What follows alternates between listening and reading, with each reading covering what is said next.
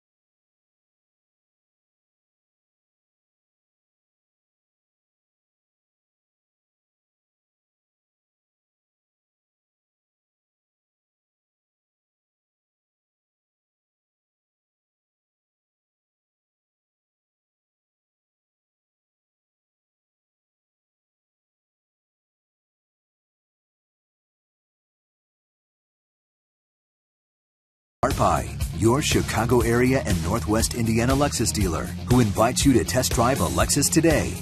Blue Cross and Blue Shield of Illinois, through it all.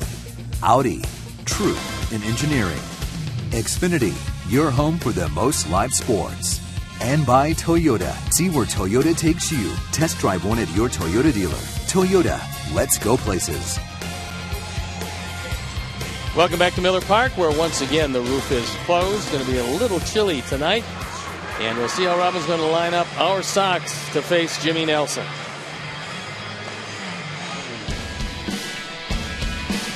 Adam Eaton leading it off with Emilio Bonifacio getting a start at second base.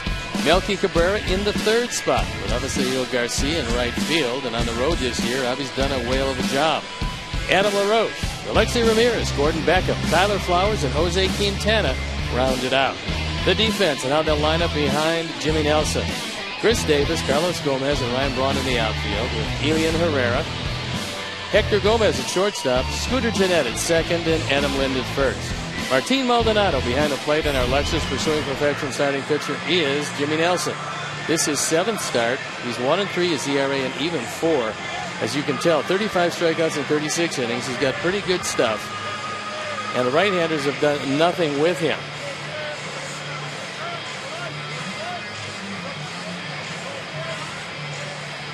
The umpires for the game tonight. Mark Ripperger behind the plate. Jeff Kellogg, the crew chief, is at first. Brian Honora is at second, and Clint Fagan is at third. So Robin has seen his ball club go 13-17 in the first 30. Obviously, road woes, just 3-12 on the road, but there's no explanation for it. Robin pretty much assured that this team is going to start playing better baseball. No better time to do it than this evening. Ninth day manager Craig Counsell looking over his lineup card. He's ready to go. He feels that his coaching staff has been very good for him. And now we're ready to play baseball. So it's time for me to turn it over to my play-by-play partner, Ken Harrelson. Hi, Steve. Thank you. And once again, good evening, everyone, and welcome to White Sox baseball right here on Comcast Sportsnet. So happy you could join us for the finale of this three-game set. And before we show you our picks to click, you at home select yours, as Adam Eaton is ready. And so is that 6'6" right-hander Jimmy Nelson. First pitch strike at 93. Nelson out of Niceville, Florida. 6'6", 243 pounds. Nelson can get it up there in 95, 96 when he wants to. He's got a good slider, but he lost it. Developed almost a knuckle curve, and it's worked well for him. Count evens 1, and here at Miller Park, 344 down the left field line, 345 down the right field line, 374 in right center, 371 in left center, and 400 dead away center.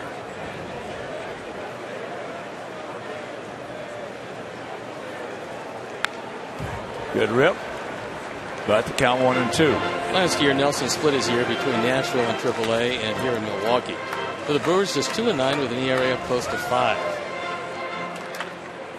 They do view him, however, as their number 2 starting pitcher. And this year, he's had pretty good stuff, except for the 3 home runs he gave up last time out against the Cubs.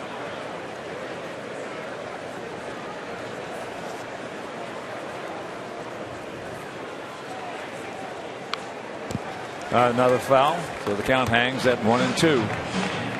Sox will conclude this game, this series, have an off day tomorrow, and then Friday, Saturday, and Sunday take on the Athletics out at the Coliseum.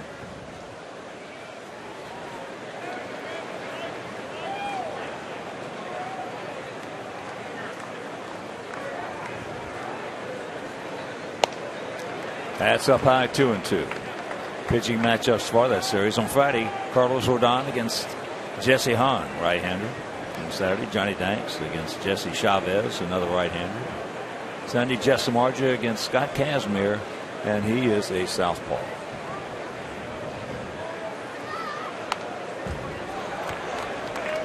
So Adam giving him a workout.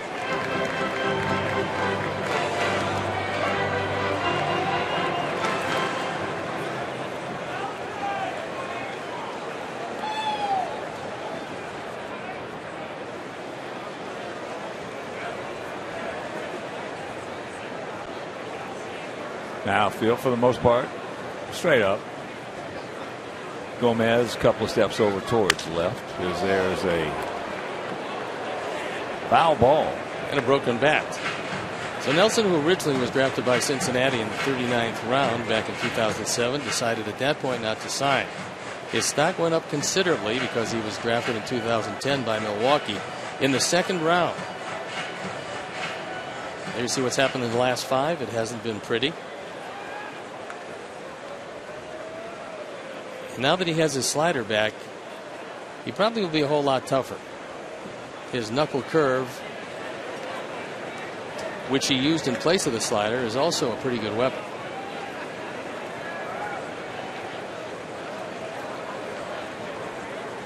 Two pitch. And there's another souvenir. 9th pitch of the at-bat. So Adam playing the leadoff man to perfection. Just about everything's been away. He threw strike 1 on the inner course of the plate. Pretty much after that, as the saying goes, you pitch him away, play him away.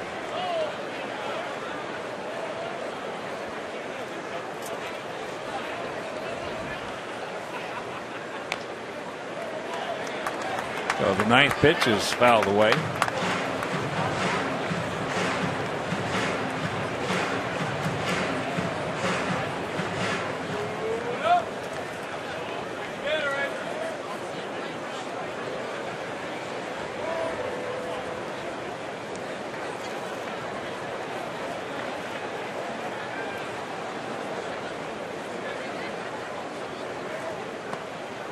And that's high for a full count. And by the way, top of the 7th inning in Cleveland, Corey Kluber has a no-hitter through the first 6 as Cleveland leads St. Louis 2-0. At last count, he had fan 13. He's now fan 14 with 1 out in the 7th. And another. So an extended at bat right off the bat.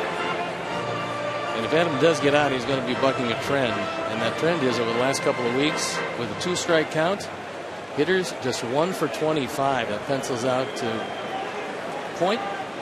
The best in all of baseball in that situation.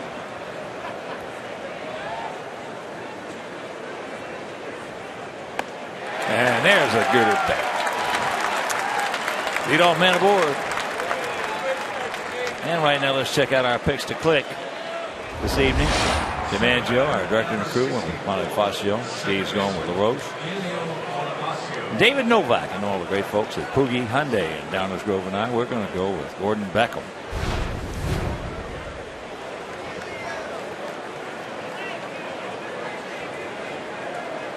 So here's Emilio.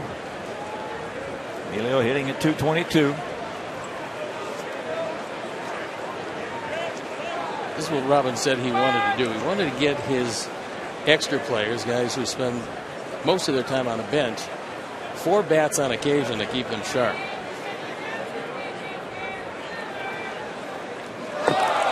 That's a little high and wide.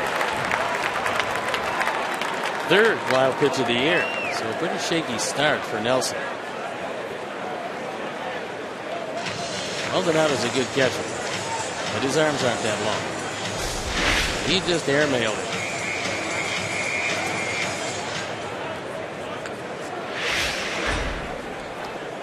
So Emilio had a beautiful sacrifice bunt last night.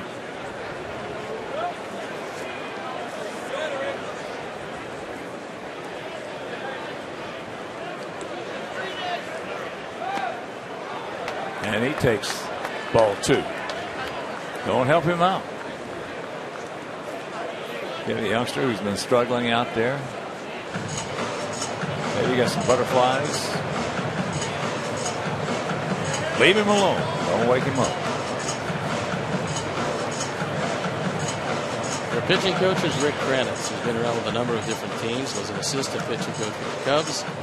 Was a pitching coach with Baltimore Orioles, and now finds himself in a good spot. He's got some good young arms to work with.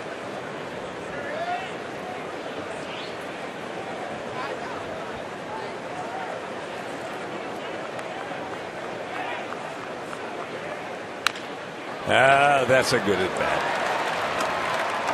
That'll get the job done. So Adam in the third.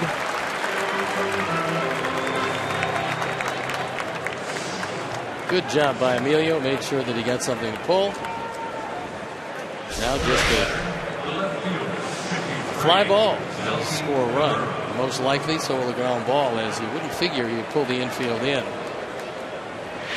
Not here in the first inning. Melky 0 for 9 in the first 2 games, but that's very, very deceiving. He's had some really good at bats and hit some very hard shots. That no-hitter in Cleveland is by the boards. Johnny Peralta with a base hit in the top of the 7th. So a no-hitter, just a dream. That's in the left field. It's going to get the job done. Adam will tag. He will score, and that leadoff walk makes it 1-0 good guys.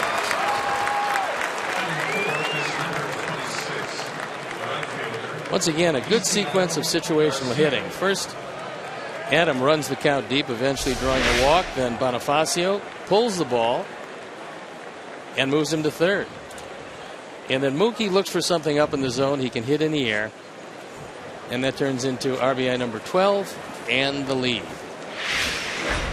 The rudiments of baseball. It's pretty when it works. They got it done. They did it a few times last night. And that ball hit hard in the center field. He goes back. He looks up. You can put it on the ball. Yes. A line shot by Abaciel, and it's 2-0.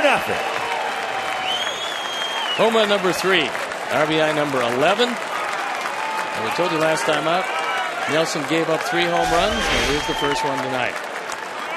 Our forward home run replay. He just reaches down, gets this fastball, bottom of the zone, and rides it out to the right of center field. That one didn't take a whole lot of time to get out of the park. And he just served that ball out of here. Well, it gives you an idea, and you know how strong he is because you've seen him consistently take batting practice, but the ball's starting to fly off his bat. And this is a great park to hit. Anytime you get low fences, it is. Distances really don't make that much different when those fences are short. So here's Adam. Adam at 232, 3 homers. He's driven in 12.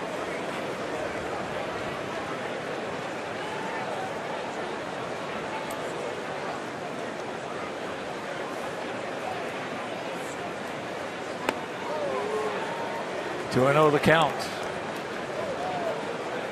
Yeah, that was just a nice, soft, powerful swing by Avi. You know, it's pretty much been put to bed that he can't handle the good fastball because he's handled the good fastball this year. But his ability to stay back and let the ball get deep and then put a good pass on it is going to make him a 30 home run man. Maybe not this year. He probably will be each and every year. Well, if he'd have got his 500 at bats last year, he would probably hit 30 or more this year. I mean, if you remember when he went down, he was just starting to heat it up. Well, if you can turn a 100-mile-an-hour Chapman fastball around, you can catch up to the fastball. I would say so.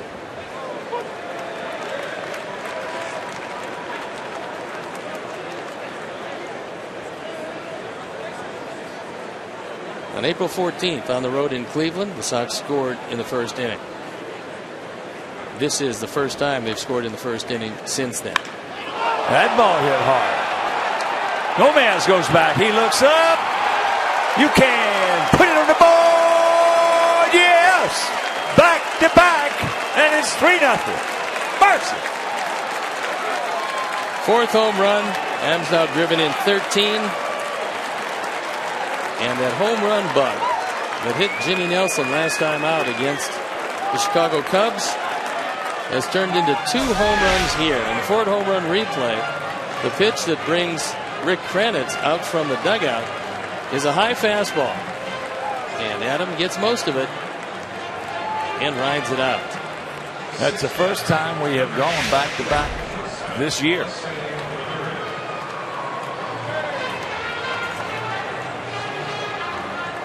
There's going to be a whole lot more of those back-to-backs before it's over because this team is starting to get good at bats. starting to take a nice approach. So here is Alexei at 241, a couple of homers. He's driven in 15. All speed. Had him out in front.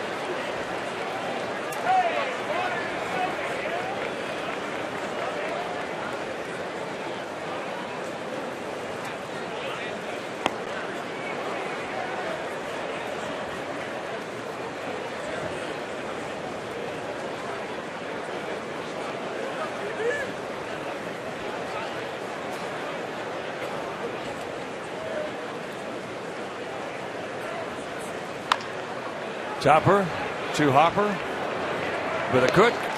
Crooked number goes up on that board. Leadoff walk scores on a sacrifice fly, then back-to-backs by Avi and Adam, and it is 3-0 White Sox.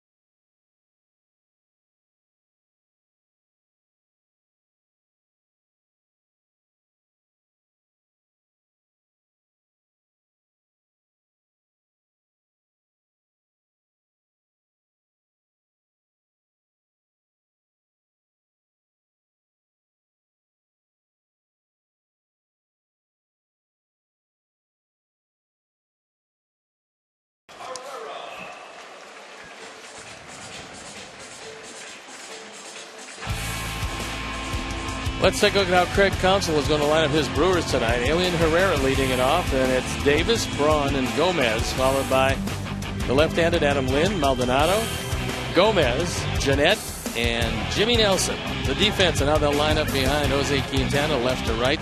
Cabrera, Eaton, and Garcia in the outfield, with Beckham, Ramirez, Bonifacio, LaRoche in the infield.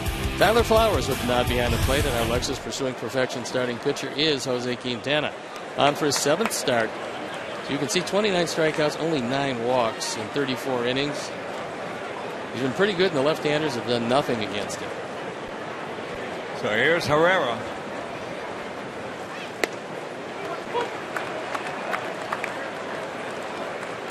Sitting at 228, 4 homers, 10 knocked in.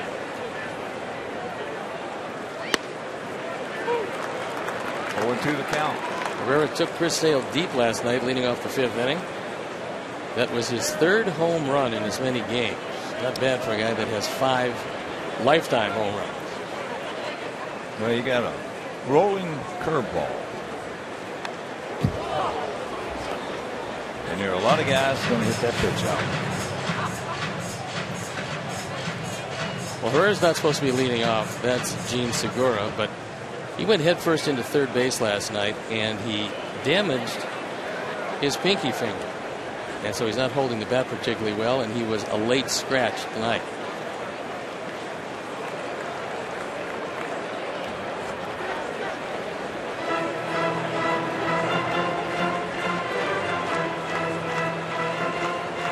Craig Counsell is without Aramis Ramirez at third, Jonathan Lucroy behind the plate. He's had some key men injured, but everybody has to fight through injuries. He gone.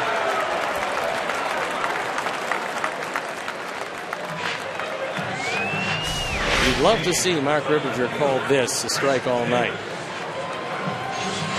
If Jose's going to get that one, it's going to be a tough night for the hitters. It's borderline a real good job of absorbing the baseball and getting the call by Tyler Flowers, who is rated statistically the second best framer of pitches in baseball.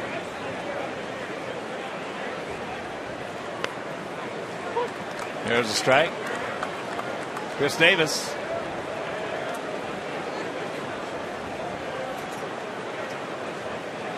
There's a 250, 3 homers. He's driven in 12. Hit a bomb out of here in game 1. Up there. And Bernie Brewer's abode. Davis does not have much of an arm, but he is very powerful. He's a little guy, small guy.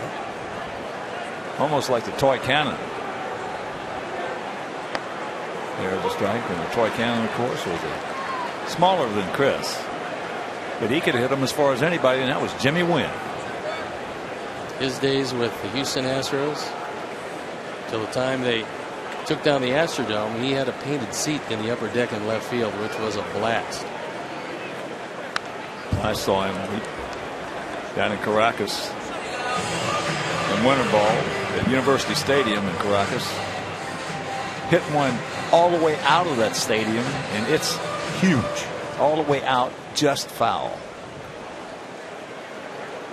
It's just a long strike, the pitchers always say. Scare you a bit, though. Well, yeah, that one would. That ball had to be well over 500 feet.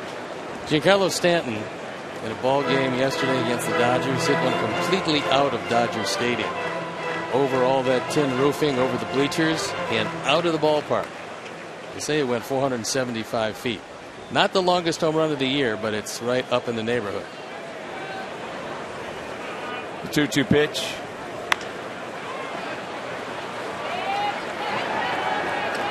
Up until I had asked a couple of media people from Caracas if anybody else had ever hit one out of that stadium, fair or foul, and they said no.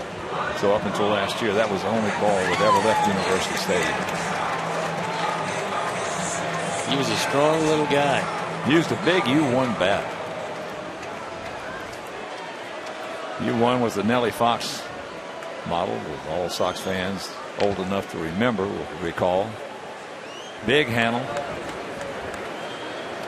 Clemente used a U1 as well. Roberto Clemente has. Here is Ryan Braun.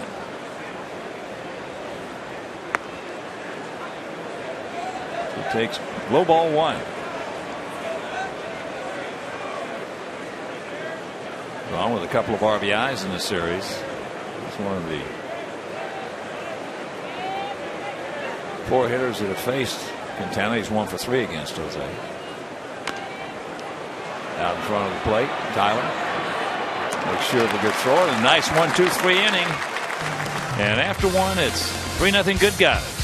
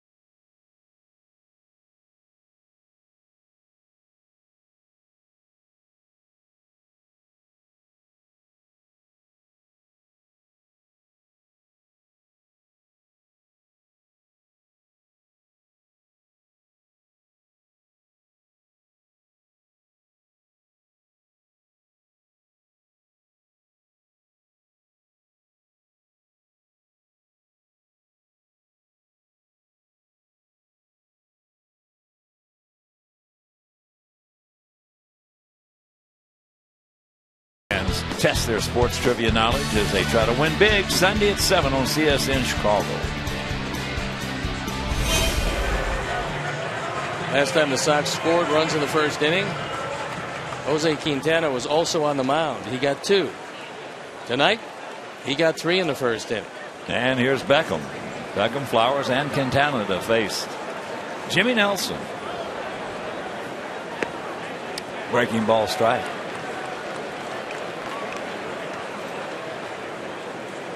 Gordon hitting at .263, a couple of homers. He's driven in 8. My, oh my, what leather he has thrown wherever he has been. There's nowhere in the infield he can't play. There's a shot caught. That's another hang whooping. He's been swinging that bat.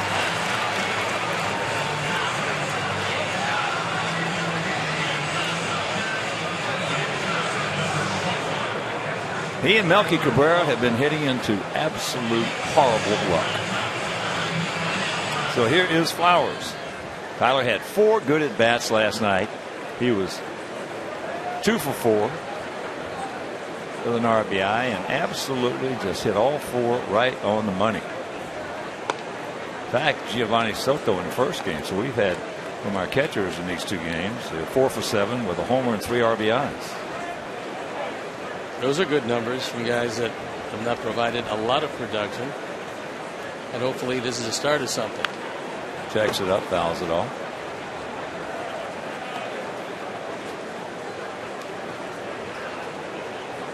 Outfield straightaway very deep. The infield deep all the way around.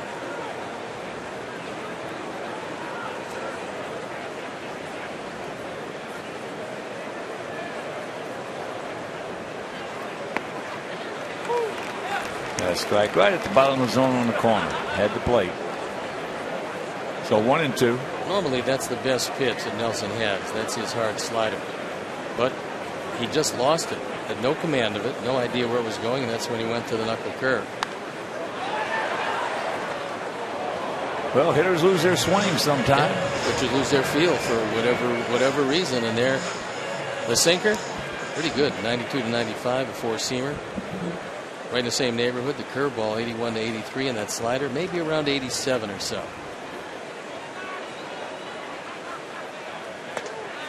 Takes that one up high. Yeah, hitters lose their swing, and all of a sudden they have no clue what caused it. The anatomy of a slump. If anybody could figure that out, there's no telling how much money they would give. Well, you couldn't spend it.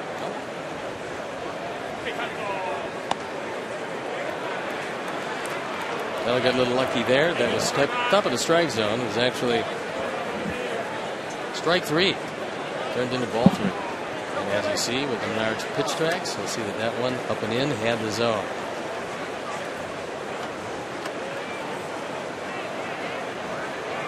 Payoff. Pops him up. Herrera.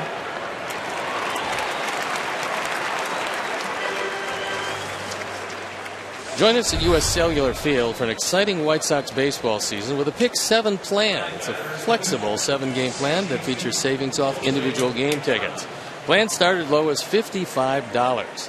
For more information, visit WhiteSox.com or call 312-674-1000. So here's Quintana. Looks at strike 1. And we're at 94.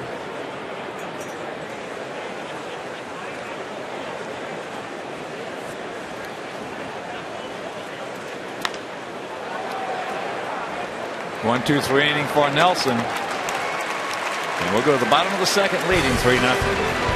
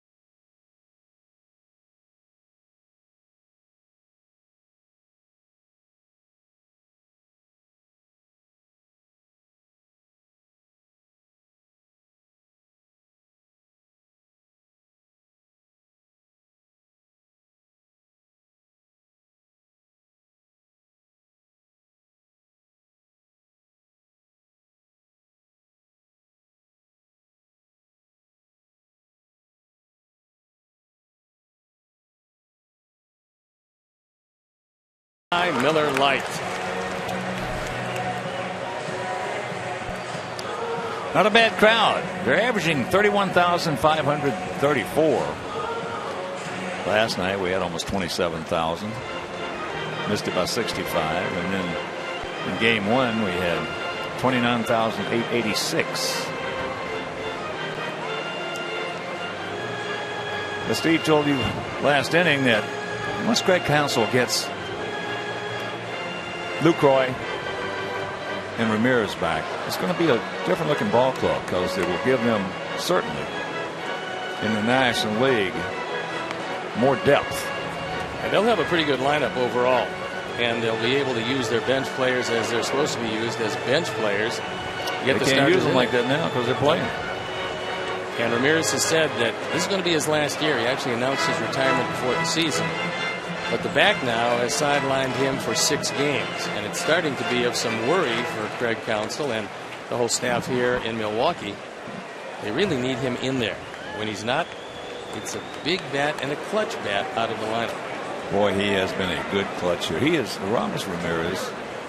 I remember when he was a rookie with Pittsburgh. We played them. And you can see right there you were looking at something special. And he certainly has been that over his career. He's been a terrific 7th, 8th, and 9th inning hitter.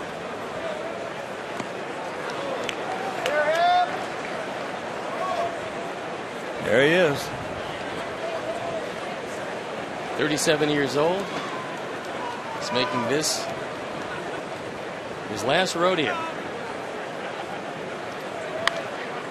That breaking ball. That one scattered a few folks in the dugout.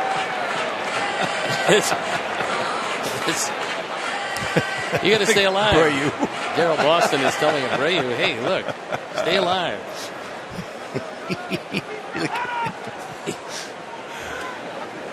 Once again, the 0-2 pitch. Change up down and away. No, it'll be a different looking ball club. Have a different personality with those two back in the lineup.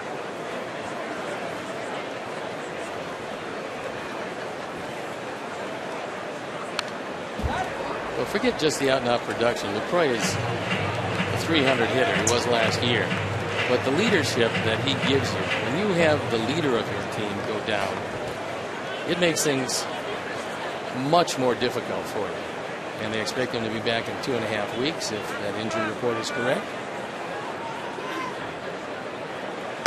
Well, one step beyond that as well is sure the leadership is, but when you have the right guys in there, that club has a personality. And when it's got its right personality, that's when having a rhythm and coming to the ballpark and expecting to win a ball game comes into play. When you don't have the right guys in there, you can't play the right guys in the right spots. It does not have that personality. It loses it. And when you lose that personality, you have no rhythm. So it's almost like typing. Are you a typist or are you a hunt and pecker?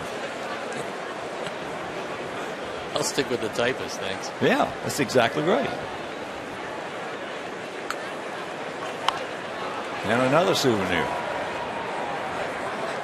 That was like the 05 club.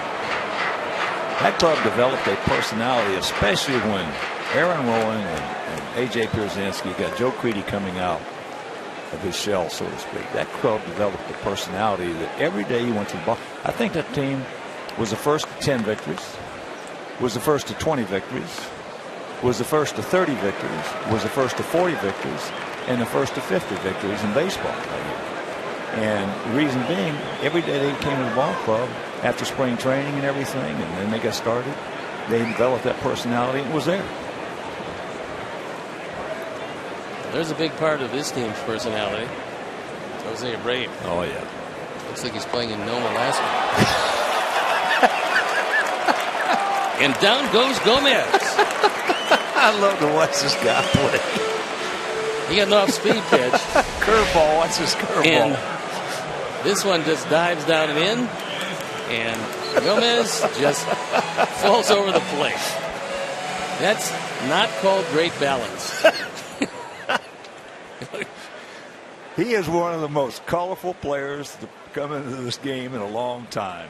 Sometimes those lines in the batter's box will trip you. You got to be careful falling over those. I mean, he upsets a lot of people, don't get me wrong, but he doesn't upset me. I love to watch him play. Colorful and a very good player. There's always room for those he's a ton of talent. Ton of talent. Adam Lynn.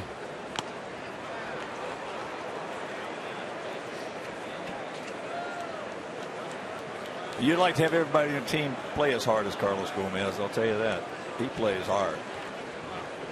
His changeup maybe a little bit harder than he would like, especially 85 to 87 when you go with a four-seamer at 88. A breaking ball off the end of the bat. Now left-handers, and Jose doesn't face many of them. As you look at the splits on home games and road games for Adam Lynn, left-handers hitting just 111 against Jose. So he's got to face a couple of them tonight.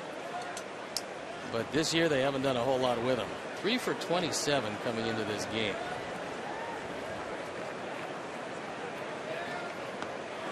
He gone. Curveball. Third strikeout for Jose.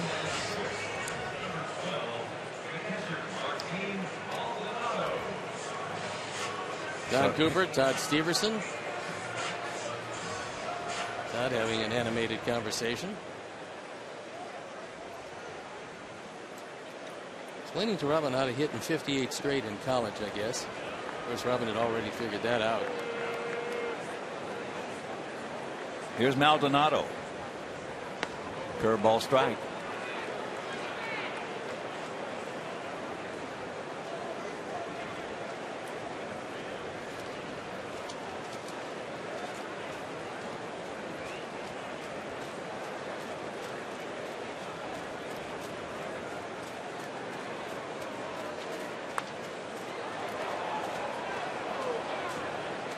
He's a little tardy on that 93-mile-an-hour fastball. He got away with one right down the middle.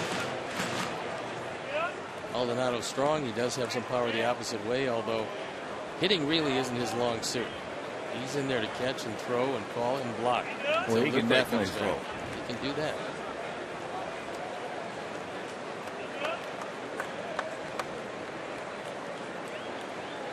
He wants a high fastball here, right up in his eyes. He gone. Strikes out the side. We're into the third, leading 3-0.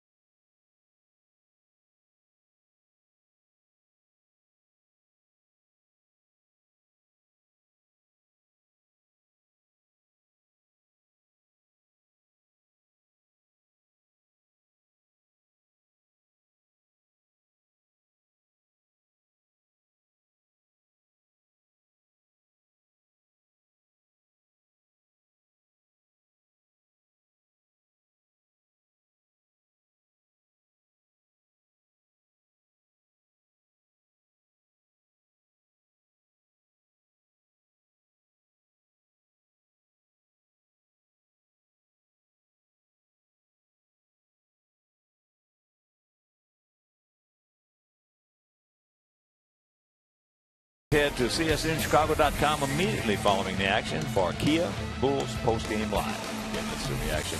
Mark and Will, highlights, postgame interviews, and more. That's after every Chicago basketball playoff game on CSN. Adam Eaton and that long at bat that turned into a walk. disrupted that entire inning for Jimmy Nelson. Turned into 3 runs and a couple of home runs back to back. And was also able to score. And he's starting to heat it up. When he does get on, he has a tendency to score.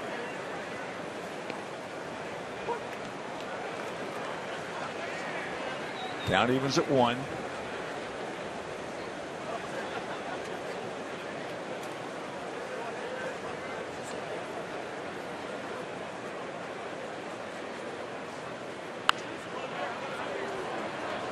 And there's a souvenir left side. Pitch number 41 on the way. Many of them used in the first at bat against Adam Eaton.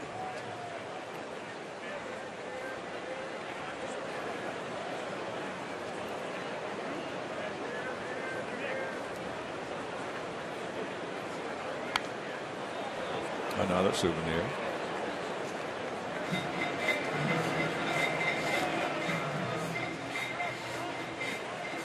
When you're doing what Eaton has done in his 2 at bats, it really aggravates the pitcher. You want him to make it happen one way or the other on this next pitch. That's fair ball. Just fair. And Lynn just beating Adam to the bag, and they avoided a nasty collision.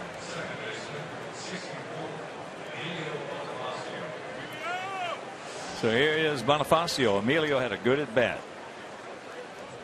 After Adam had walked, went to second on a wild pitch. He got out and around and hooked a chopper down to first to get Adam over to third, and he scored on the sacrifice fly by Cabrera. Baseball 101.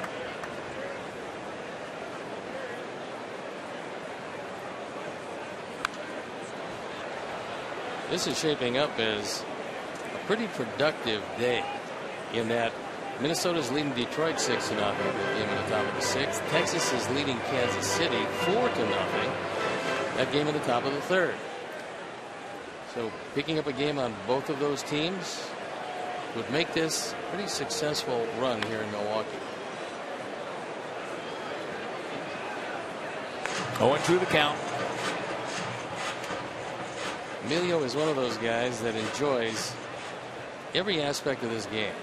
He usually has a smile on his face. You can put him just about anywhere, and he's going to give you a good defensive effort. And as a switch hitter, a good bat coming off the bench. Yeah, he's an upper. Emilio is definitely. I love the way he comes out on the field. He starts dancing, jumping around. Got to have those guys. It's a long year. You certainly don't want anybody moping around. You're going to go through some really tough times, i.e. the last road trip. But it's not the end of the world, and it's a long season. We're only 20% done with it. There's a long way to go.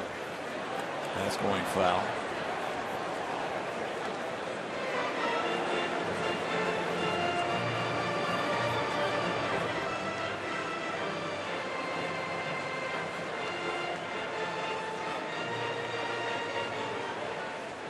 Can't beat Girls' Day at the ballpark.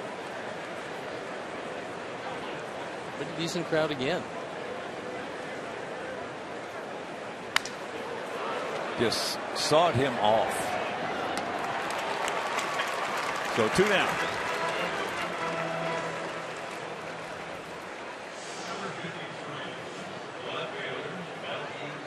Here's Melky with that sacrifice fly, picking up his 12th RBI.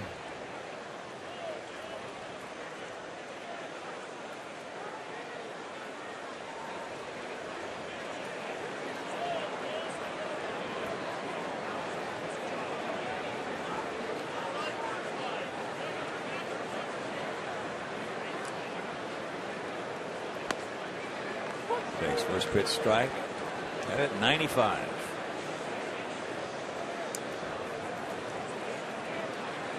A big disparity between the left-handed Melky and the right-handed Melky. There's the base hit. Finally finds the hole. Attaboy, Melky.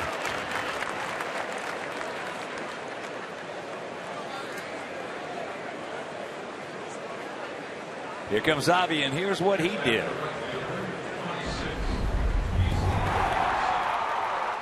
Third home run of the year. He got a fastball down.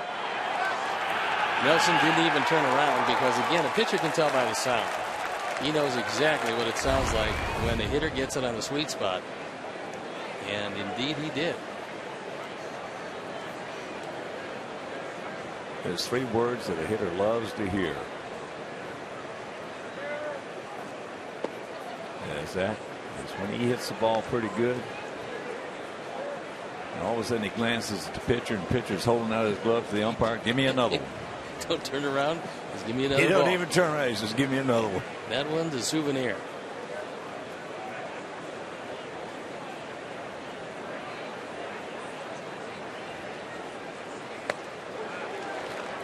Only 2+ innings into this one, and in a game in 2+ innings, Nelson has given up 5 home runs the last 2 starts.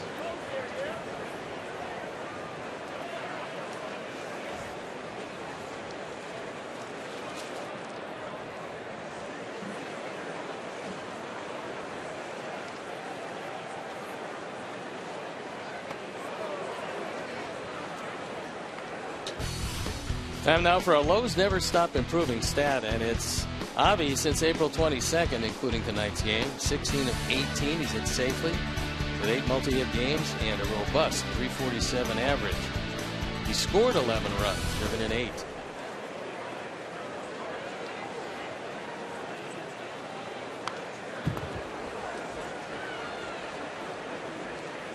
Two balls, 2 strikes. Looked like he might have hurt his left hand a bit on that swing. He was trying to shake it off.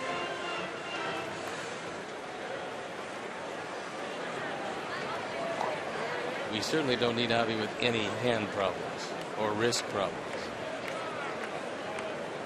Just a decent lead by Melky.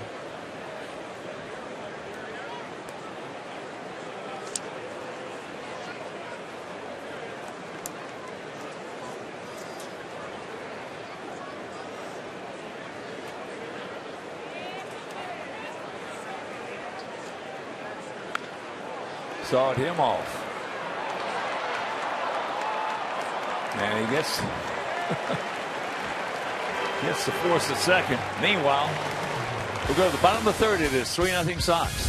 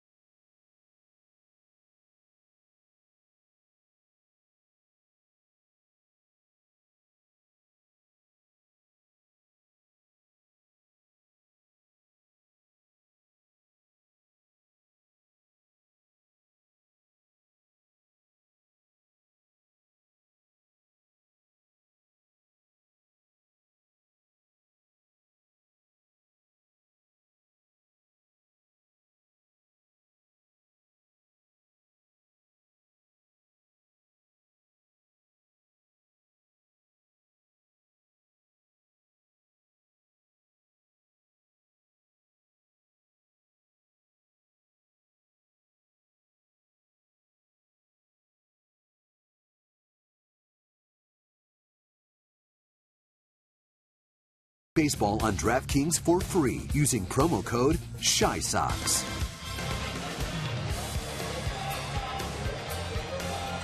Bottom of the 3rd inning. 3 runs on 3 hits, no errors for our guys. No runs, no hits, no errors for their guys. Quintana's retired the first 6 he has seen with 4 strikeouts. So here's Hector Gomez, hitting at .222. Takes a curveball strike. 1 homer and 6 knocked in. He's a lifetime shortstop. He was scheduled to play second base, but then Segura came up with a hand problem, and Scooter Gennett is there. And that is ripped down the right field line.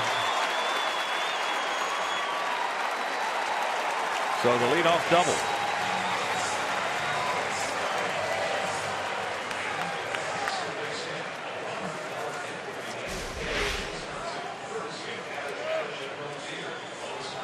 This one down the middle and sliced just inside the bag. So Gomez with his 5th double of the year. And in limited action, both Herrera and Gomez are doing a good job for Craig Counsell. So here's Scooter Gennett.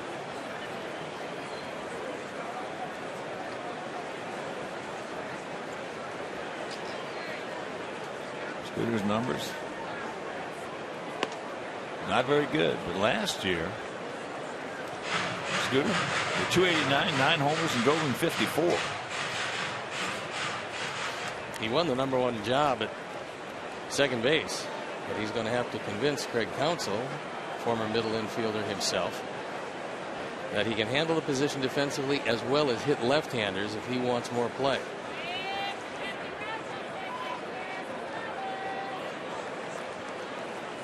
One and 1 to count. Here's where we got him. First time he's been in the stretch. Here's where we got to see now that Jose can keep some sort of the same rhythm from the stretch as he did from the windup. If he gets the ball and throws it, he usually is in pretty good shape. If he gets the ball and takes a whole lot of time between pitches, he's not all that comfortable. That strike and count 1 and 2.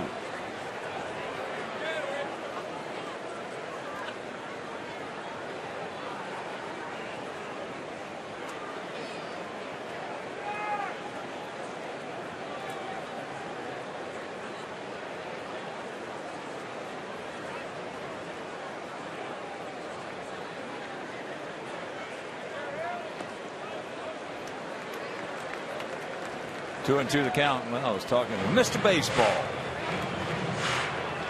Bob Euchre, about the game. He just asked me about Quintana, and I told him, I said, Bob, I said, when he gets it and throws it, he's good. When he doesn't, you don't know what's going to happen. Once again, he has slowed things way down. There's 27 seconds between the last pitch and let's see what happens this time. He gone. 5 strikeouts in the early going. And in between pitches, not bad from the stretch. That down the middle, but the lefty-lefty advantage to a guy that doesn't face all that many lefties is too hard, at least in that at bat, to overcome. That'll bring up the pitcher, Jimmy Nelson.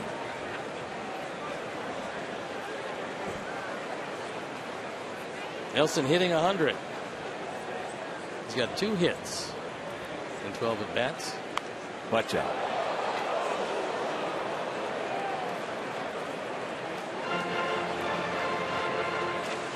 In 10 at bats.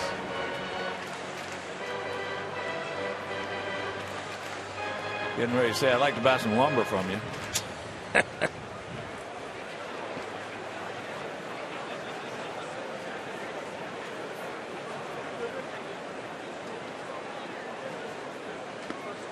Strike and the count 0-2.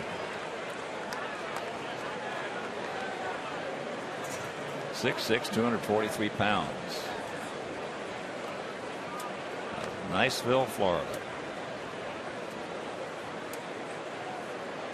Javi, very shallow out there in right.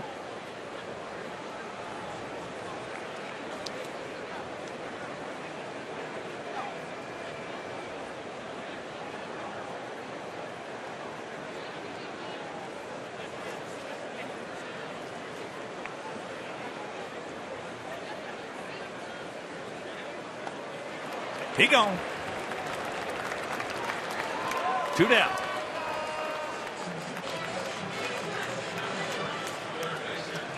Sox fans, celebrate a special birthday or anniversary, or even host a business function in the Diamond Suite at a White Sox game. Diamond Suites can accommodate 10 to 100 guests. Single game tickets include great food, beverages, and parking passes. Visit whitesox.com/group. And Corey Kluber had a career high 18 strikeouts. 1-hit shutout. How about that? Over St. Louis. First win of the year for Kluber. Oh, he got a cookie right there and missed it.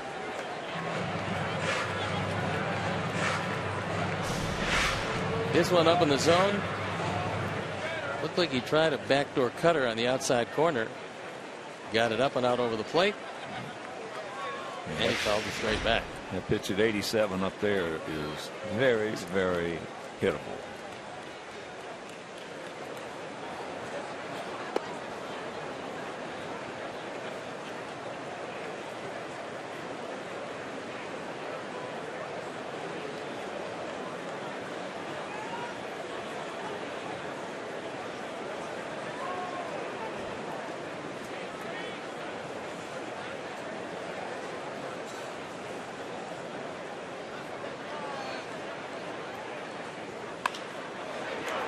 Beckham sucks it up. The ball is going to the hole, throws him out, and that'll retire the side. We're into the 4th, leading 3-0.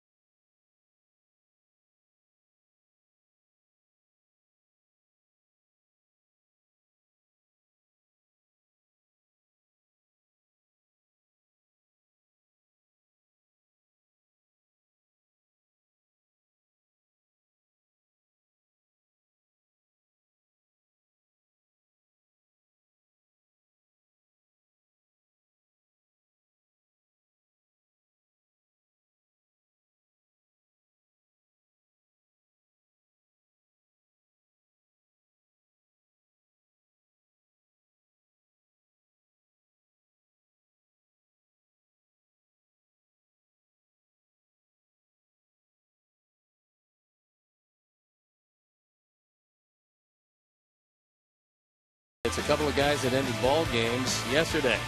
Ian Kinsler with a walk-off single in the 10th as the Tigers win. Devin Mesoraco with a pinch hit walk-off double as the Reds beat the Braves. So here's Adam. Leading off top of the 4th, takes first pitch strike. Adam is 1 for 1.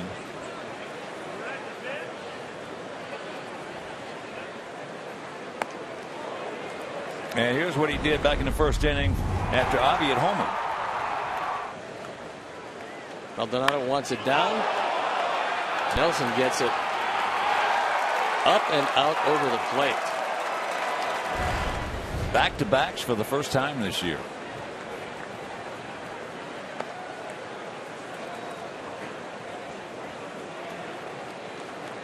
You're just tuning in. Sox with 3 runs in the 1st.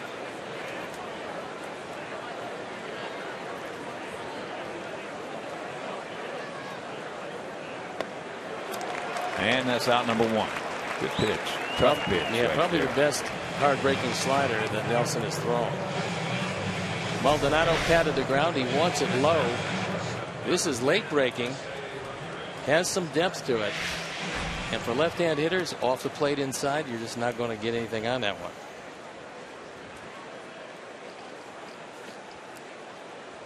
Here's Alexi. He grounded out to second. Checks it up, fouls it off.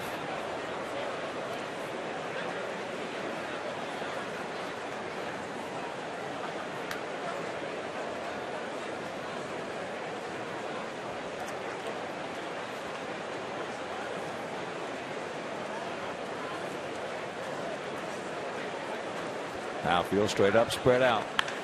And there's a base hit in the hole. That one at 94. And you can try to throw a 94-mile-an-hour fastball and have the whole plate with it. I think Alexi is going to have a real strong run if he sees pitches like this. On the pitch tracks, it's a fastball. It's got the whole plate. It's pretty much down the middle, and he drives it through the left side.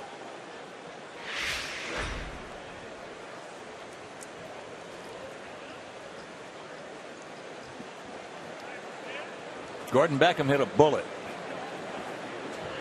right to Adam Lynn at first base.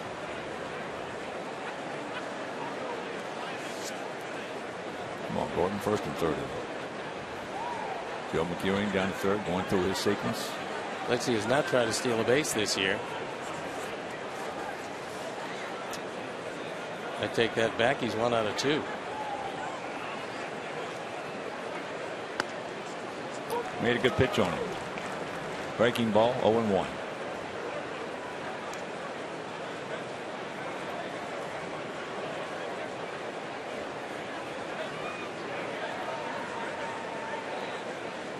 It's a good run situation if you can guess breaking ball.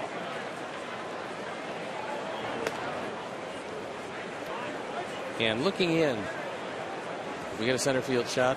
If Maldonado flicks his thumb, that's a sign to go to first base.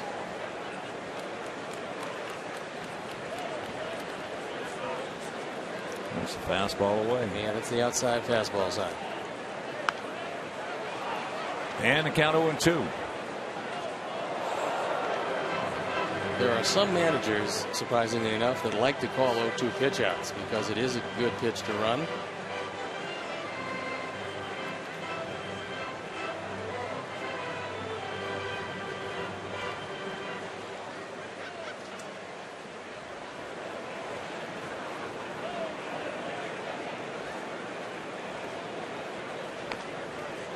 Stops that.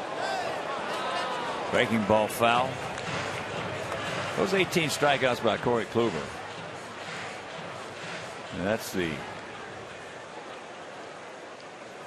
most in the game since Clemens struck out 18 on August 25th, 1998.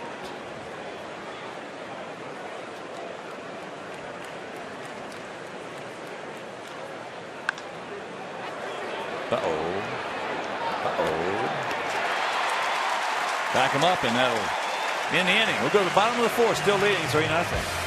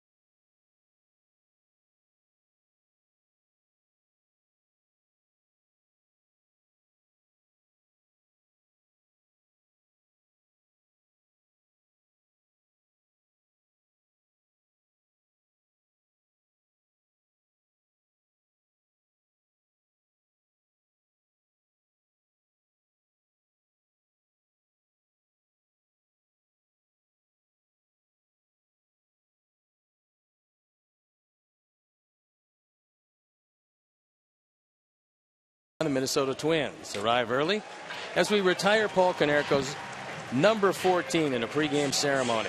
The first 20,000 fans will receive a Paul Konerko replica statue presented by Xfinity. Xfinity, your home for the most live sports. Purchase tickets today by visiting WhiteSox.com or calling 866-SOX-GAME. And there is the good doctor. Jack Ruby made the trip north. They let him out of the home for a little entertainment, and there he is. And here's Chris Davis. Grounded out to short. Takes first pitch strike. Sox with 3 runs in the first inning. Just tuning in, Adam Eaton had an extended at bat. Walked. Went to second on a wild pitch. Bonifacio got him over, and Melky Cabrera knocked him in. So that was run number 1. Javi Garcia was the next hitter, and he hit a bullet out of here over that center field fence for a home run. Adam Roche was the next hitter, and he hit a high, deep drive for a home run, back-to-back for the first time this season.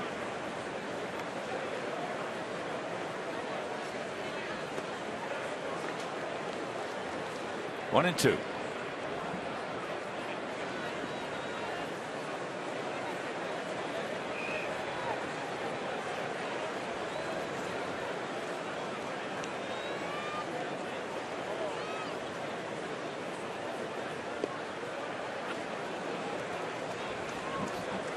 Curveball.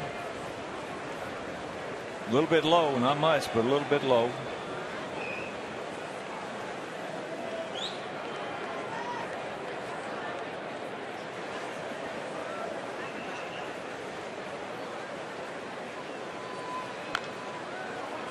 Out in front, Yanks it foul.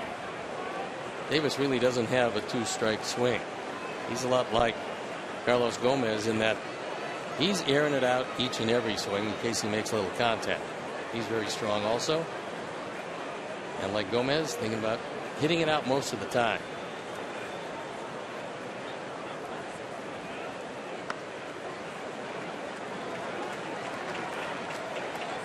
Jumped ahead of him and now is full.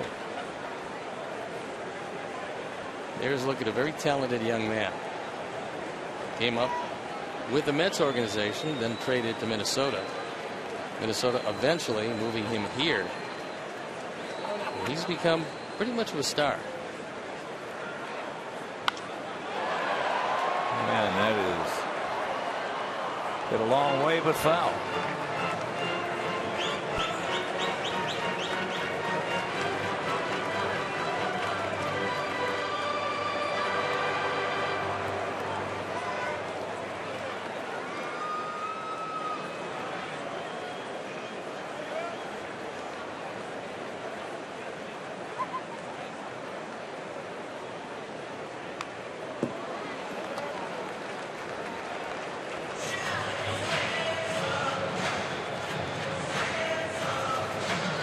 Pretty much worked him down, but he's working in and out.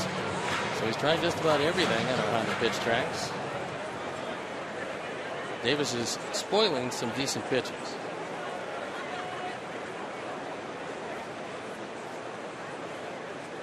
And once again the payoff.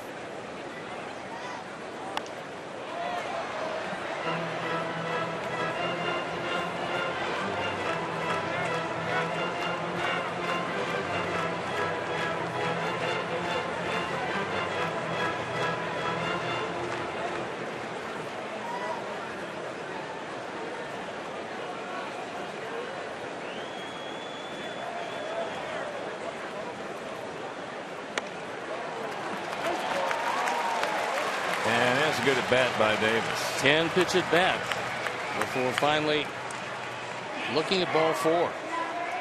First walk issued by Quintana, and that'll bring up Ryan Braun. Get a little nubber out in front of the plate that Tyler Flowers threw him out on. Braun's grounded into 6 double plays this year, which is tops on the ball club. The only one even close, Gene Segura. He's not in the lineup tonight. He's grounded into 5.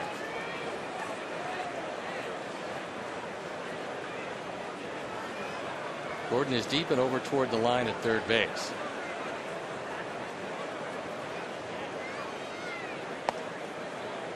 And he takes up high. It was a strike. Didn't get it.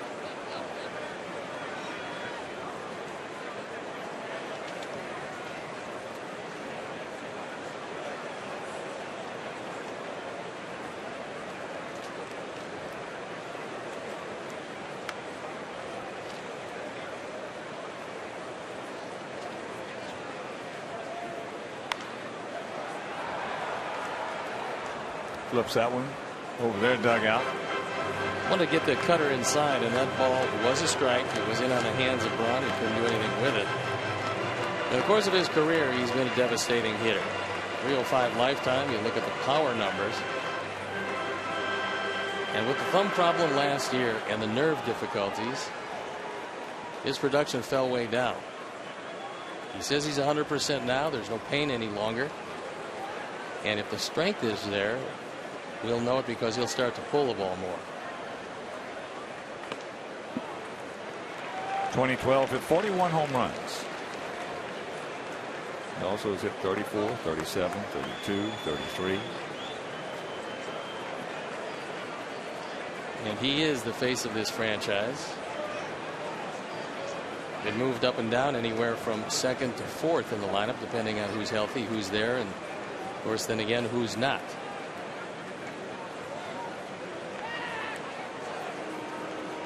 Davis has yet to attempt a stolen base.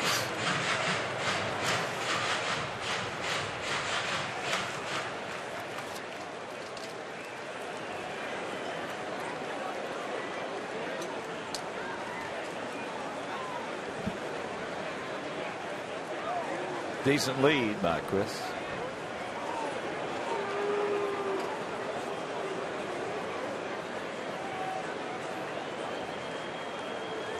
But it all boils down to one thing: you got to get the hitter. Vaughn has a 2-1 count. It's Mike Guerrero, the first base coach, talking to Davis.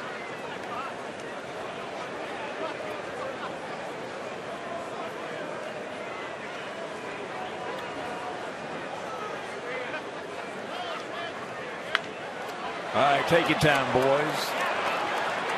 Rack them up. Breaking ball. Had him out in front, and we pick up our 29th double play. That's a 7th grounded into by Braun, so he extends his team lead.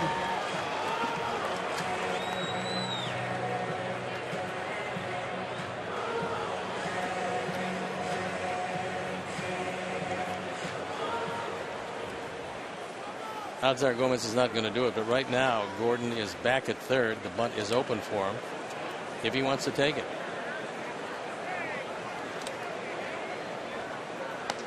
Gomez very aggressive defensively and offensively.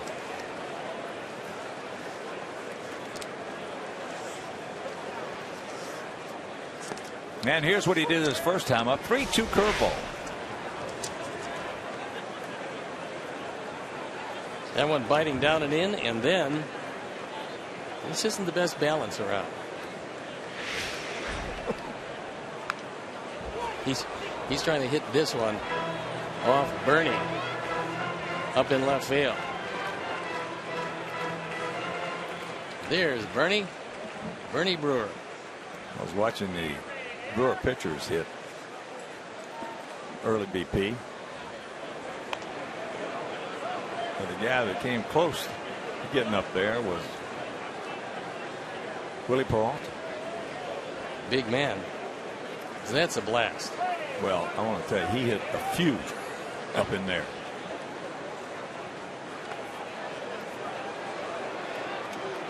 Now, Jose thought it was strike 3. It wasn't. That ball missed inside.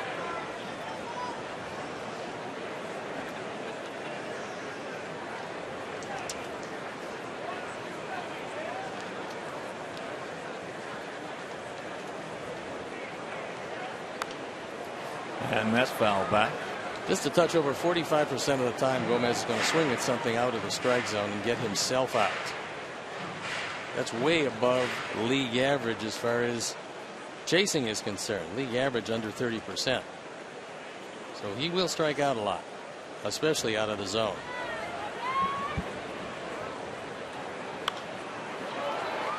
That's in the right center field. We got a man there. And a nice inning after the leadoff walk, the double play, the pop up. And we're into the 5th.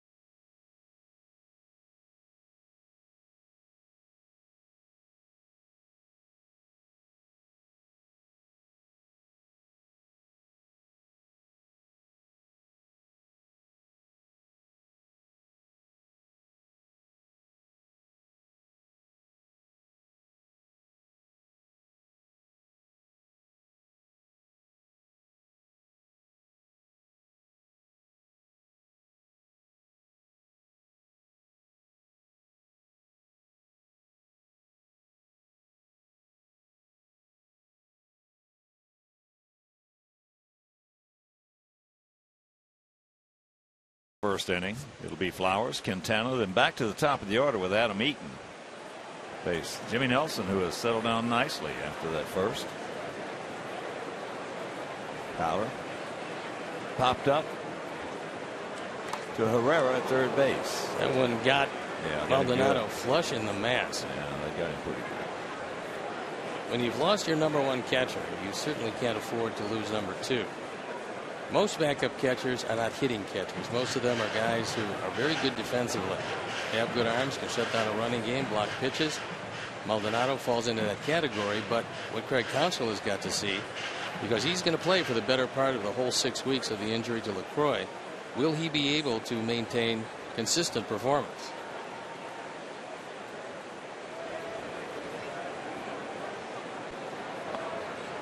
Slider misses. 1-1 to count. There's one of the missing cogs of this team, Jonathan Lucroy. About 2.5 weeks, he will get back in his lineup because they desperately need it. You're looking at a guy who last year hit .301.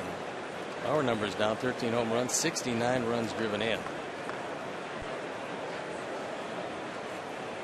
He almost walked as many times as he struck out, and that's a rarity. Count evens at 2 to Flowers. Outfield straight up, spread out, about equidistant.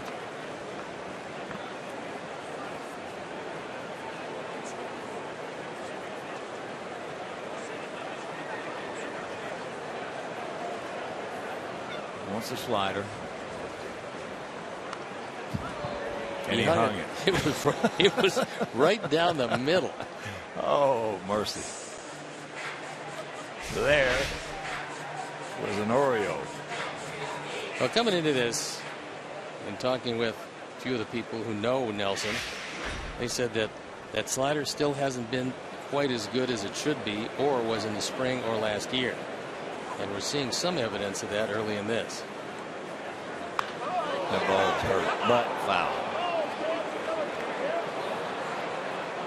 Tried to sneak a fastball by him inside. Couldn't keep it between the lines, however.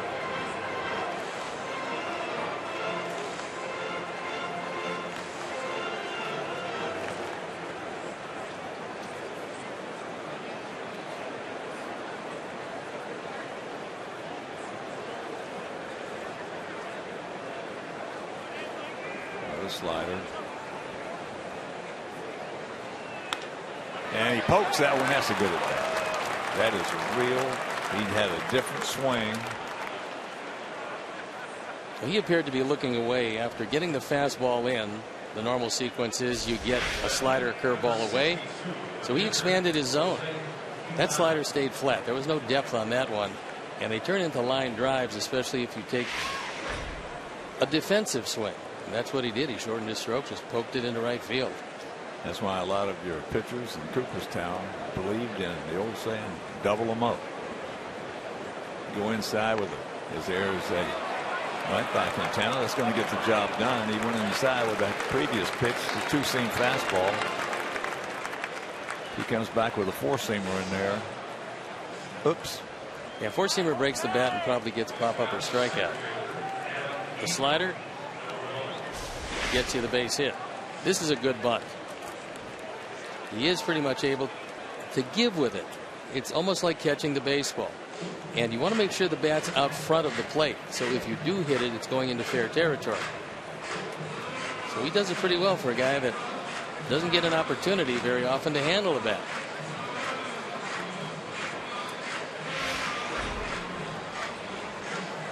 So here's Adam. He walked to start off the ball game.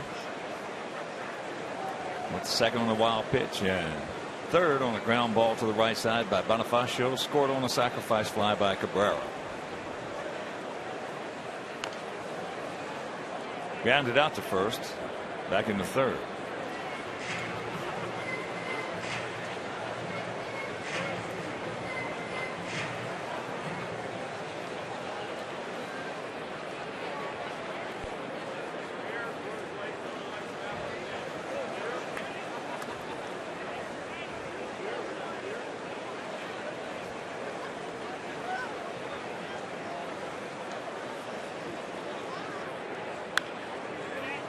That's how to play left side. So the count very quickly, 0-2.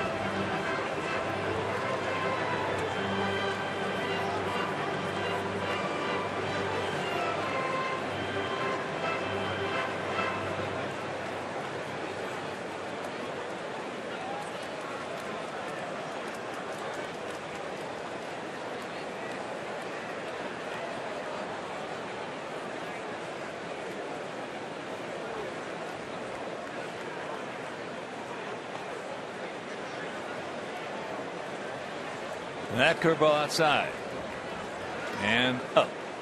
So 1-2 the count.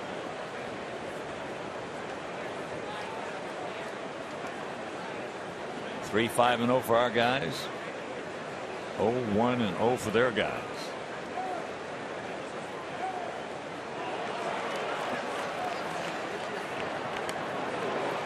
Two down. Maldonado came an eyelash from airmailing Lynn to first base. Jeanette was backing up, but he just missed throwing that ball into right field.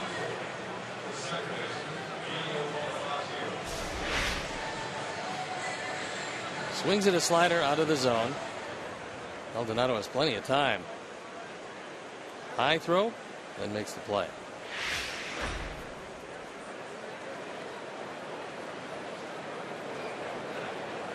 So here's Emilio. Had a good job in the first inning. Then he grounded out to third in the third.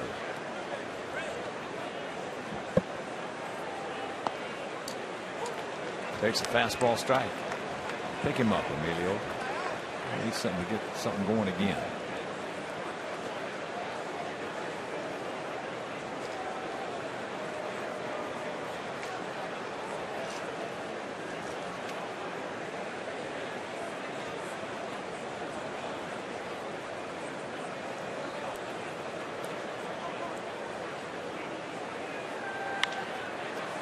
Chopper 2 hopper to Jeanette. And it'll retire to the side. We're halfway home. We lead it 3-0.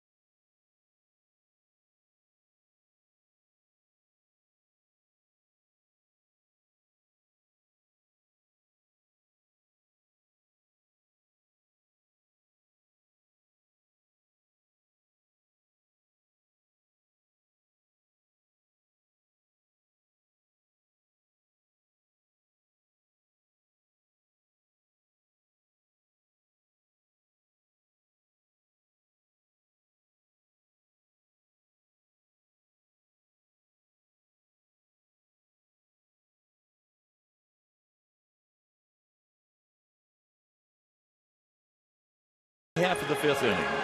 It'll be Lynn, Maldonado, and Gomez. Adam Lynn struck out on a curveball. One of 6 strikeouts registered by Quintana.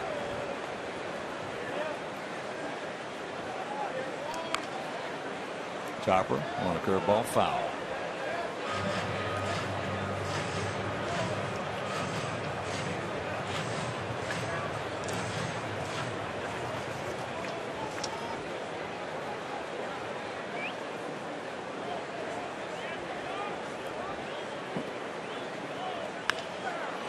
That ball into center field.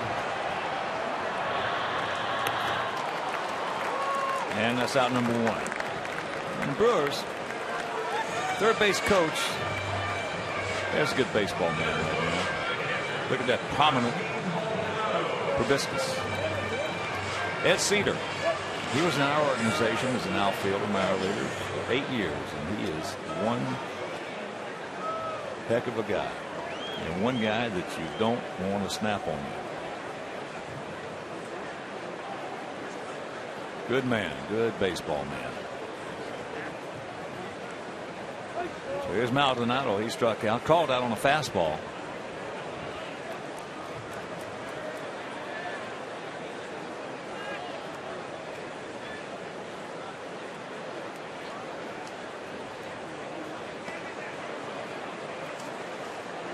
One and one to count. That was a good change. Maybe the best that Jose has thrown tonight.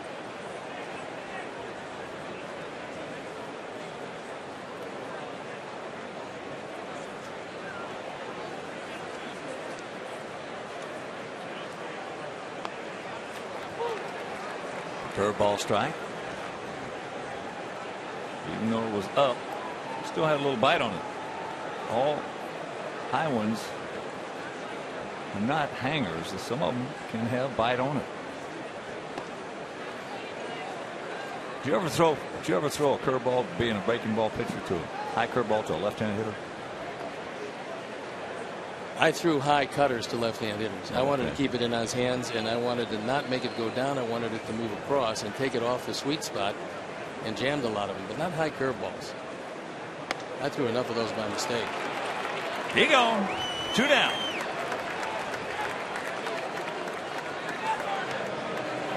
Well, certain pitchers have certain things. Ferguson Jenkins, when he came over and he won 25 games with Texas, was one of the few right-handed pitchers that I ever saw have the catcher set up inside for a slider to a right-handed hitter. That's a pretty good pitch if you can perfect it. And Fergie could move that slider in and out. He had pinpoint control. That's high pop-up. Yeah, people to this day still don't realize what a great pitcher Ferguson Jenkins was. He was absolutely. Meanwhile, 1, 2, 3, and we're into the 6th.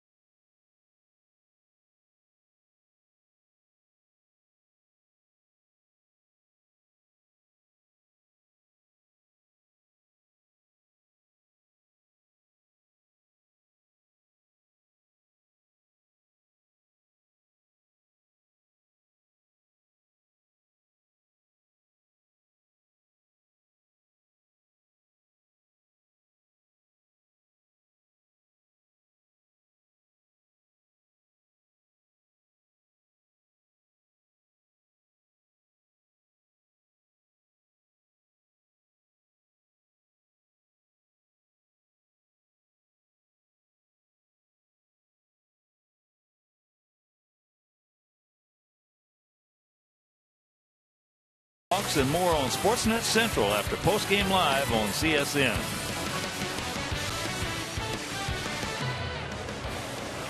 Three 0 Sox here in the top of the 6th.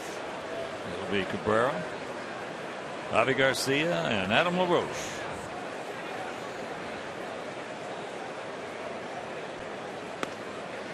First pitch strike. Melky with a sacrifice fly in the first inning, knocking in Adam Eaton, who had walked and went to second on a wild pitch, and the third on a ground ball by Bonifacio. Then he singled sharply in the hole in the 3rd inning. Hole between 3rd and short.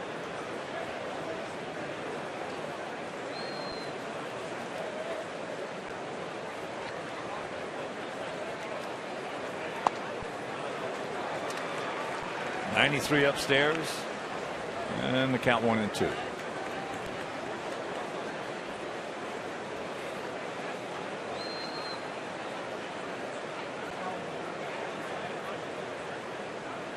Breaking ball. Hit hard right at him again.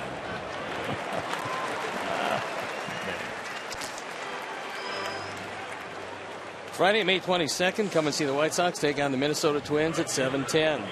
Stay for a spectacular postgame fireworks show presented by Magellan Corporation.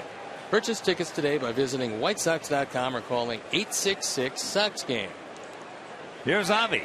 Avi 1 for 2. A line drive home run over the center field fence.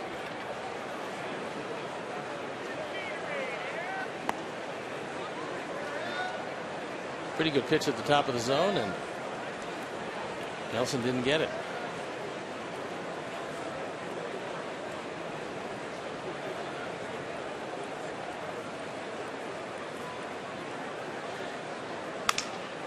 And there is a broken bat base hit. It looks like the original broken bat base hit. The bat splintered, leaving half of it just outside the left-handed batter's box. This fastball inside pretty much leaves him with something if he ever wanted to play cricket. That's the 9th multi-hit game for Avi in his last 18. So here is LaRoche. Adam, after Avi hit that line drive home run over the center field fence, Adam hit a high towering drive over the center field fence. So back-to-back homers.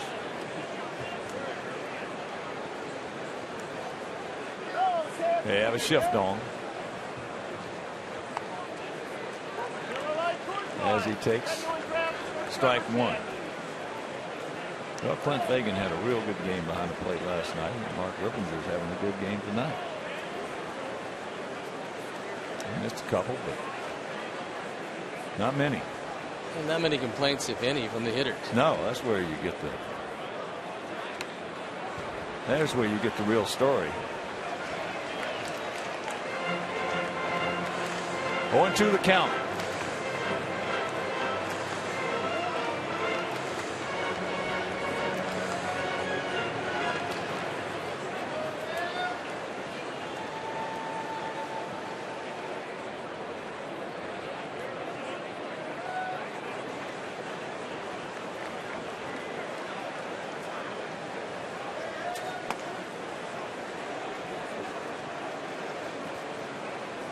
Every fastball he's thrown, he's trying to keep up.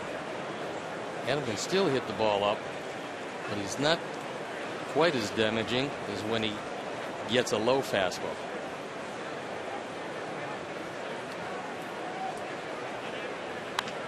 Now his joy zone is down low as there's a high fly ball, and Davis is there. 2 down.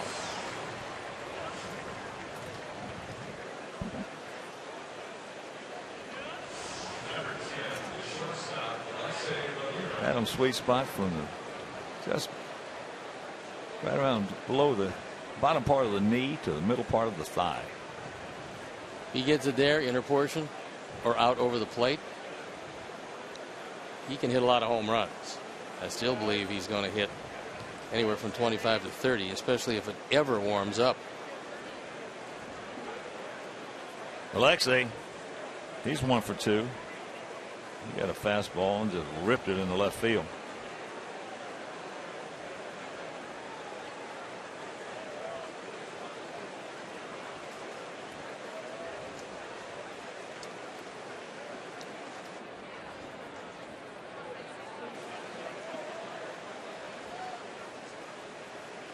Breaking ball.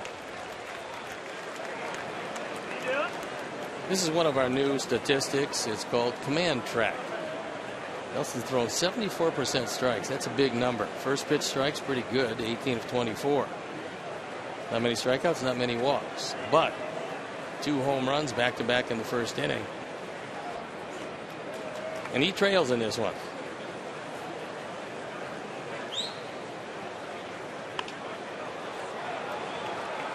Alexei got a good pitch to kill and just underneath. So nothing across. It's still 3-0 good guy.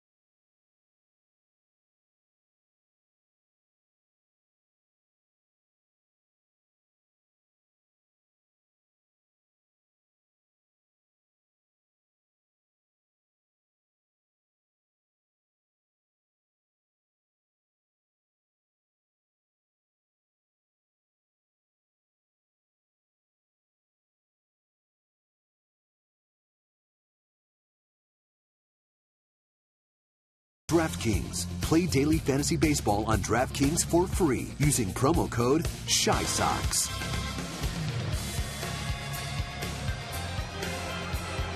I'm starting to think that the sausage race is fixed because this whole series has been dominated by the Polish.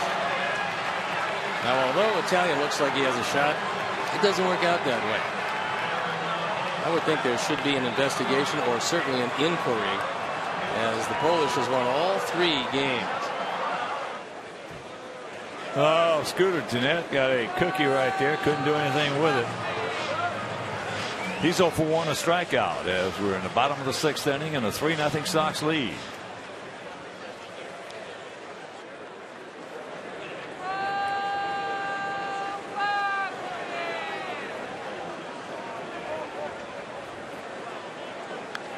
Well, suspended for 4 games and fined the Brewers $50.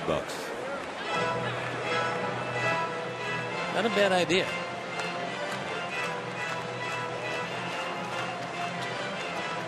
We will Take not away be 2 draft choices. We will not be seeing them again. So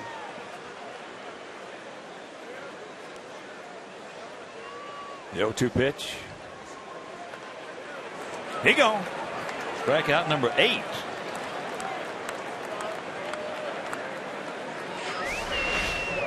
you can tell why not a whole lot of lefties face Jose. He's gotten the most over especially the last 4 starts. His last 4 starts he's given up a grand total of 5 earned runs. And he's getting the most out of high fastballs when he gets ahead in the count. And that 8 strikeouts tonight ties his season high.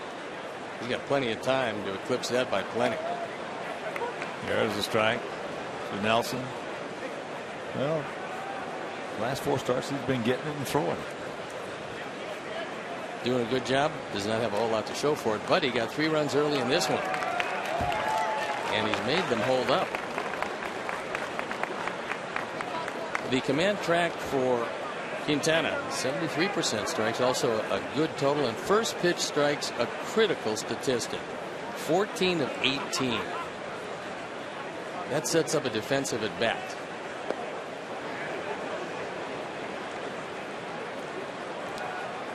Nelson, the pitcher, lays off that curveball.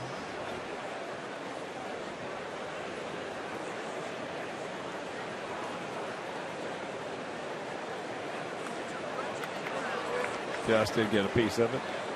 Well, way back when, that was the thing that attracted me and Mark Burley when he was in the minor leagues with us. First pitch strikes. Coop says, I got a left hand down here, Hawk, I want you to look at. So I went down there and watched him a couple of times on the side before they started playing inter-squad games. And he certainly was not impressive. No. Then all of a sudden the game started. The first game I saw him pitch, that's third base. Beckham with a good play, barehanded, yes.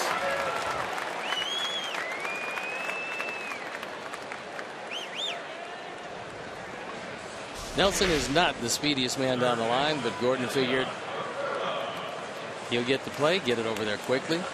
He had some time, but this is a strong play from a guy who's played a great third base. Well, a lot of times when you're coming in, you can, if you're a good defensive player, you can see the hop you're going to get. So you will go to barehanded. But first game I saw Burley pitch, I was I didn't have an iPad then. But I had my paper and pencil. First 26 hitters that I saw Mark Burley face over two things. He threw 23 first pitch starts. One of the reasons why he's been around as long as he has, pitches over 200 innings each and every year, and is still in the league with stuff that you'd look at. You take his uniform off, he'd pitch maybe in a Sunday beer league, and you'd look at it and say, you know what, this guy does pretty well for $20 a game. Obviously, he's made considerably more than that because he is as durable as they get. He's something. He is something. 1-1 pitch. Strike to Herrera, who has struck out and grounded to third. Hit a hot shot down to Beckham. If you go in, go way in. Way in and down preferably. Did a good job of staying alive. That was well spotted by Jose that time. Probably wanted it in a bit more, but he kept it down. And Herrera, who's got a 3-game homer streak, has been kept in the park tonight.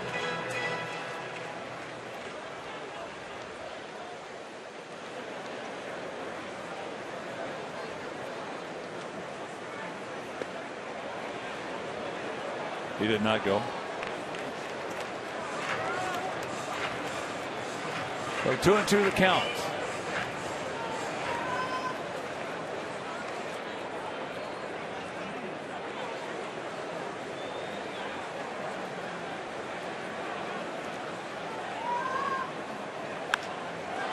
That ball hit in right field. We got a man there right at the edge of the track. That's a nice 1-2-3 inning win to the 7th, still leading 3-0.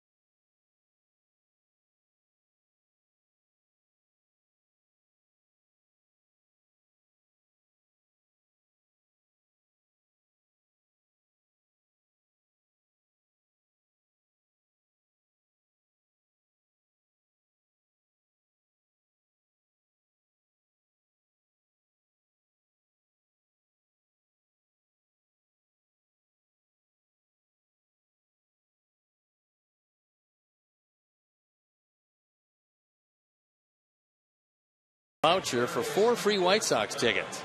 Life's a road trip. Come on, let's go.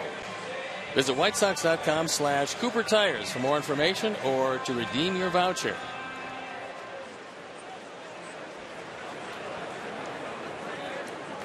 Three nothing. Good guys. They're in the top of the 7th.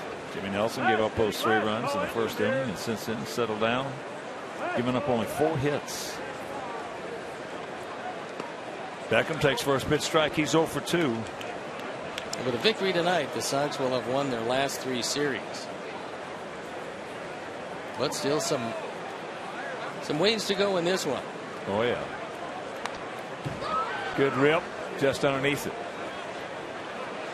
This is the closest Gordon has looked since his first year with us.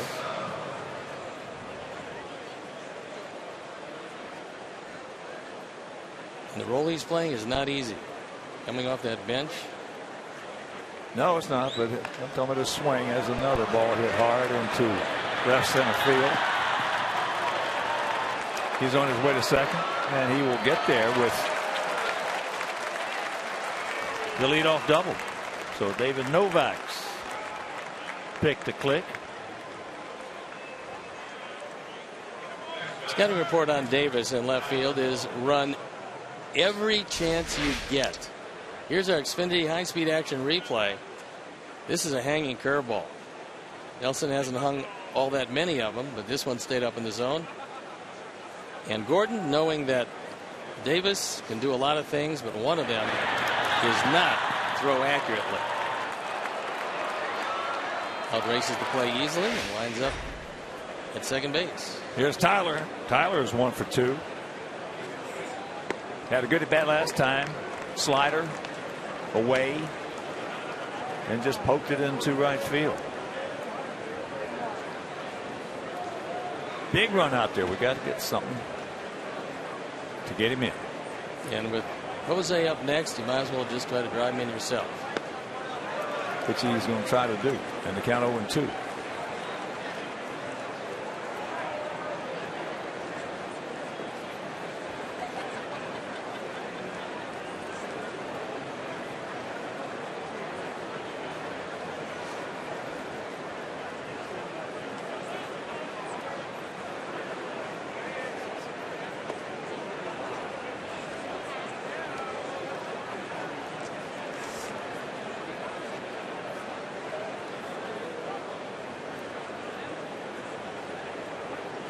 Nelson in 6 starts has averaged 6 innings per start.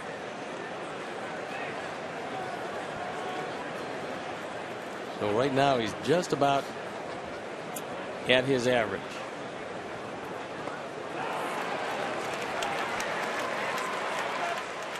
One out.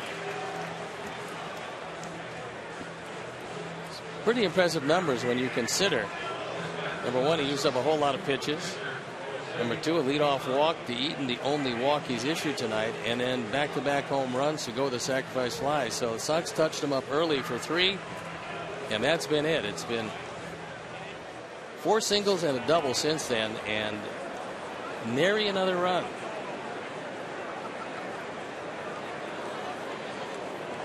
Here's Jose. He's 0 for 1 with a nice sacrifice bunt.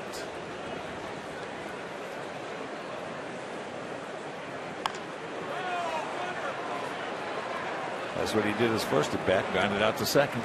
So 2 down. Beckham into third. And here comes Adam.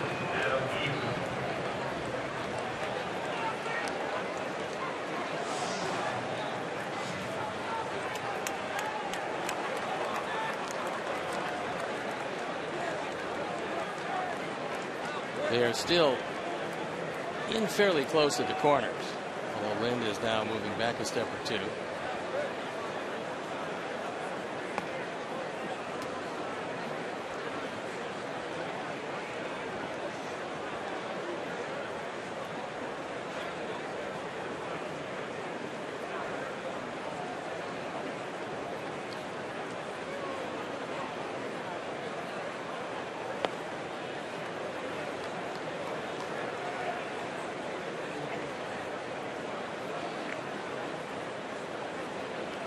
No activity in the bullpen as Nelson has hit the 100 mark.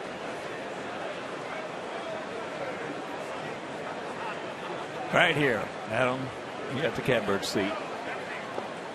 And it's 3-0. That one almost got away.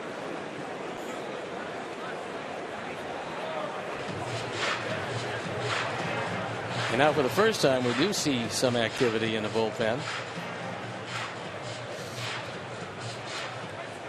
Brandon Kinsler warming up in the pen. We saw him in last night's game. He came out in relief of Neil Kotz, and he got out of the 9th inning.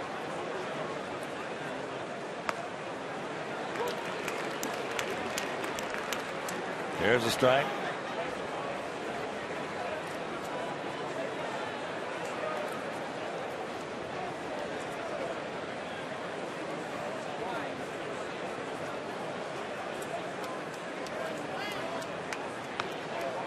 And another one. So a full count with 2 down.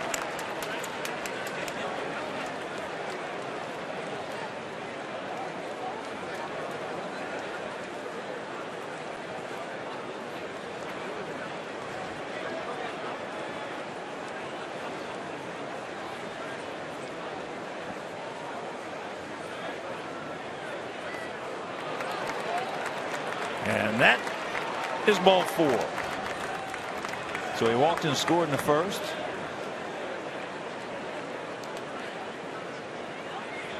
That's the only 2 walks that Nelson has issued. 3 strikeouts, 2 walks, and Rick Kranitz out from the dugout.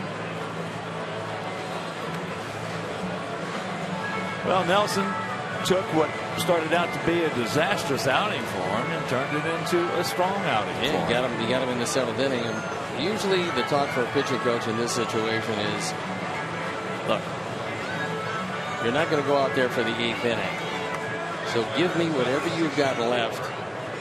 Get out Bonifacio, get out of the inning, turn it over to our offense, and we'll see how it works out. He's about to deliver pitch 105, so you wouldn't think he'd go much beyond this, although he is a big, strong guy. And in this day and age, when you average 6 innings, considering that you're going to leave some games early with lack of stuff, that means you've gone deep into at least 2 or 3 of those games. So here's Emilio. He's 0 for 3, but his first at bat got the job done. That ball's hit hard off the glove, off the glove. Everybody's going to be safe. So Beckham scores, and it's a 4-0 Sox lead. That ball was scalded by Bonifacio. It is a base hit, and Emilio drives in his 3rd run of the year. There's a big insurance run. So Jeanette, who was not supposed to play tonight, inserted in the lineup when Segura came up with a bad finger, has an opportunity here. It's a very hard hit ball, just bounds out of the glove, and then no chance anywhere. So that's going to be it, as Nelson is going to be taken down after a season high of pitches. And as he walks out, so will we. We'll be back after these messages.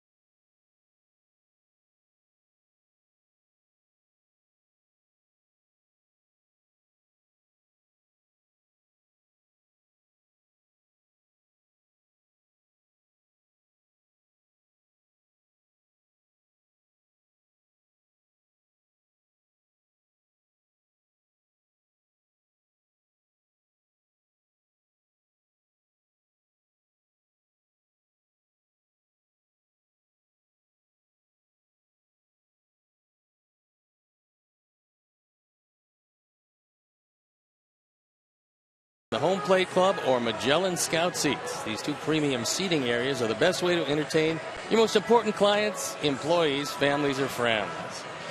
For more information, call 312-674-1000 or visit whitesox.com/premium seating. Our Honda call to the pen is Brandon Kinsler. We saw him briefly last night, on for just the third time. Spent most of the season last year here with Milwaukee. Did not make the team out of spring training, so he is late to the party. But the bullpen has been problematic for Craig Counsell and before him Ron Renicky, and so Kinsler was brought up to try to strengthen something that has to be strengthened. He inherits runners at first and second. 2 outs here in the 7th. And here is Melky. Melky, a sacrifice fly in the first, a hard single in the third, and then a bullet right at Carlos Gomez in center field.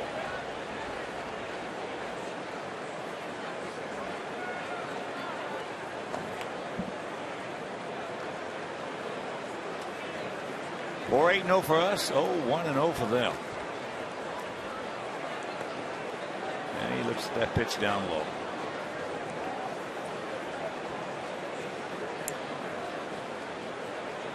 Big stat is what you hit with runners in scoring position, and Melky's done a nice job of that.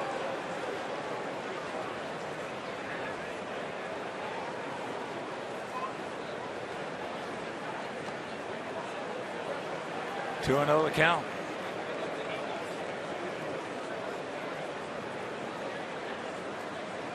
With Avi on deck.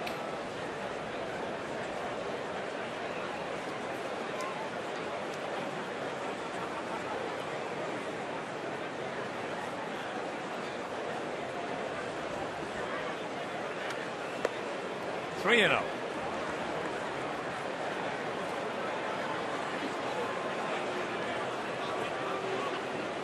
Pretty good time to turn Melky loose. Oh, I turned him loose. I doubt it. You're up the 4. way he's been swinging it back. And he's making solid contact most of the time. Taken all the way, and there's a strike. Even if you got the 3-0 green light, that was not the pitch you want to go after. Well, it wasn't a strike. Nope. Also, even if it was a strike, low and away. You know, I'm going to go after that one. Not a good hitter like Melky.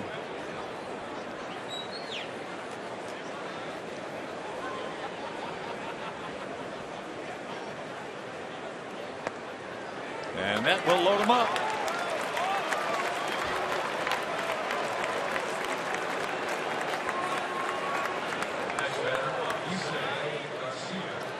Avi.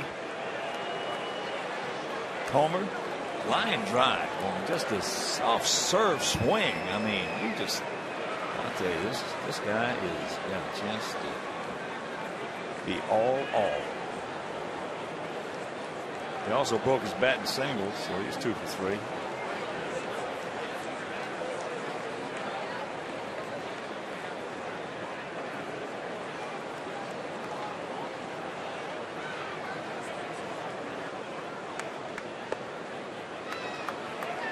And he takes ball 1. So Adam, he's at third. Facio is at second. Cabrera at first. Pretty good speed all the way around. And the outfield deep and straight away. And that's stay fair. Nope.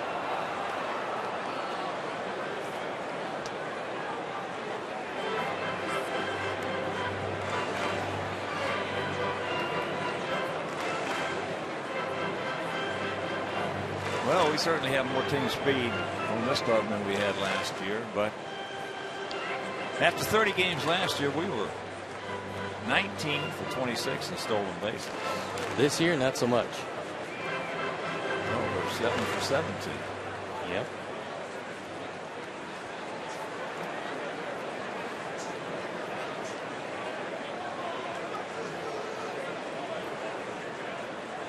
Big pitch. That goes to 1-2.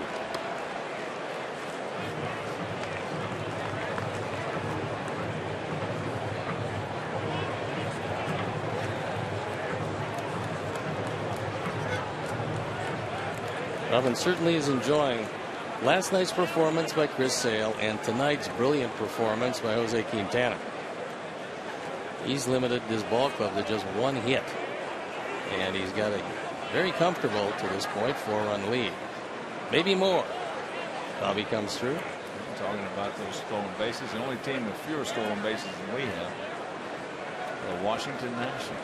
Nasty Nats only have 4.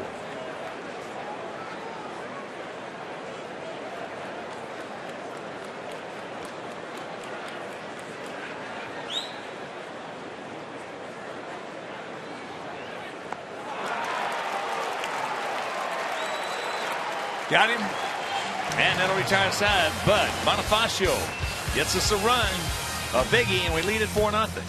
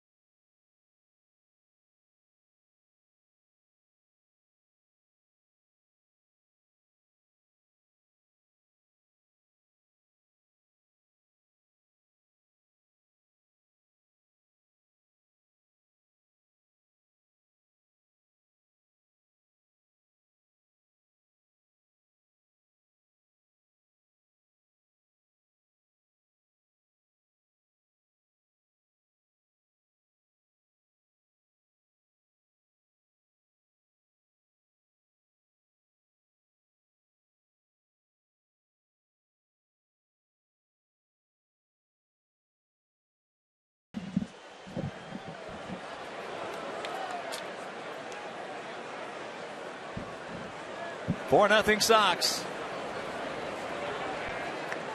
Davis checks it up, takes strike one. That walk you see in the 4th inning, the only walk Jose has given up tonight. Quickly erased on a double play off the bat of Ryan Braun. Just missed down the line, a rocket. With Clint Fagan on a call.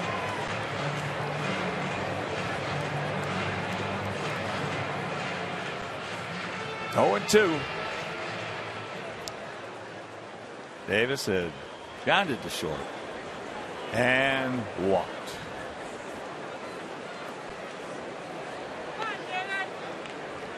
We told you the probability of a very productive night. Texas leading 5-2 over Kansas City in the bottom of the 8th in Texas. And Detroit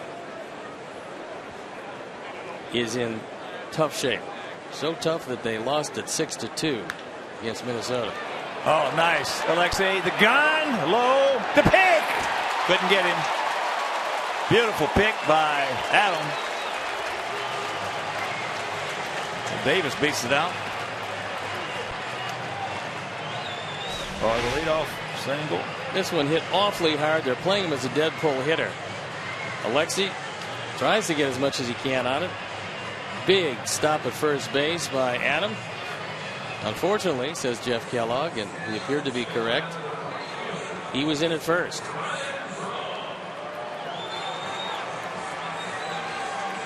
That angle shows maybe not. That angle shows that he got him. He looked like he was out.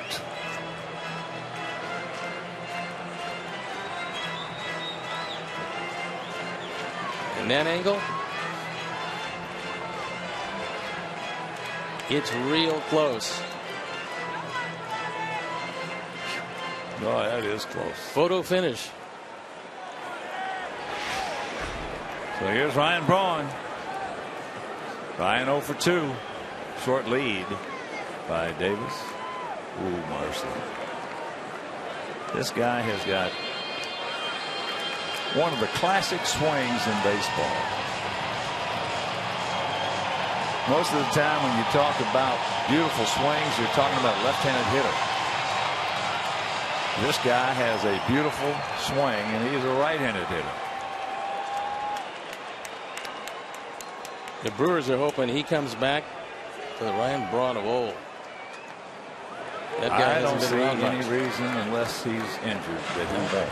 Well, he says, and so do everybody associated with the team, that after that procedure to pretty much make sure that the nerve is a non-factor, there's no pain at all, they say he's 100%.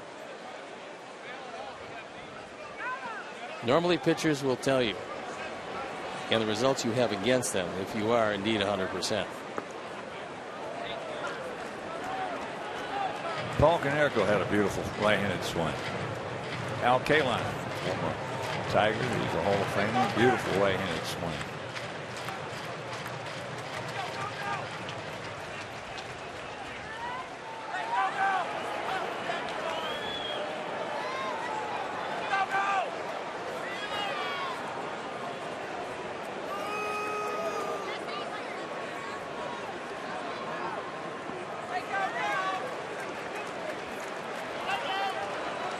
Ben is up and going.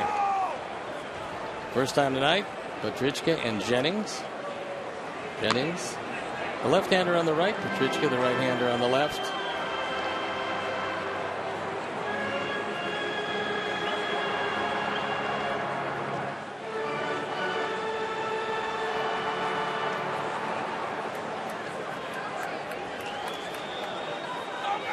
Take him right here. Holds. You don't want to go full.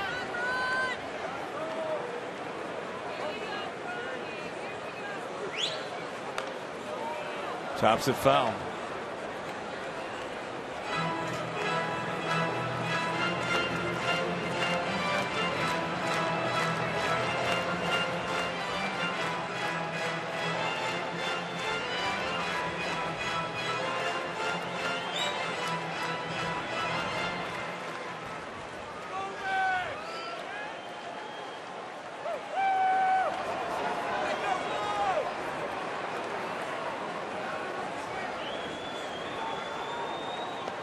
Full count.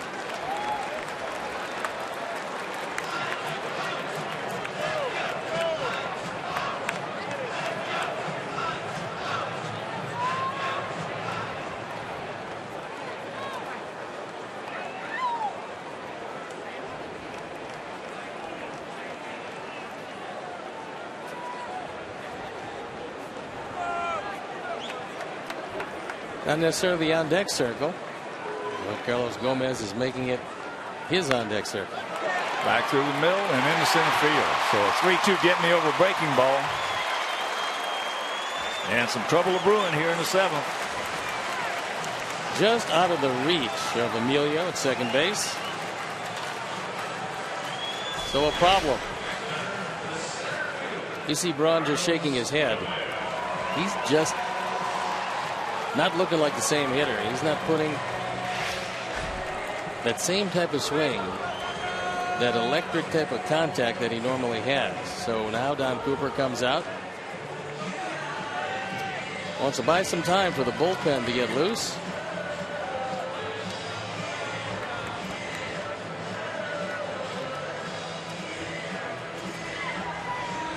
So the infield single.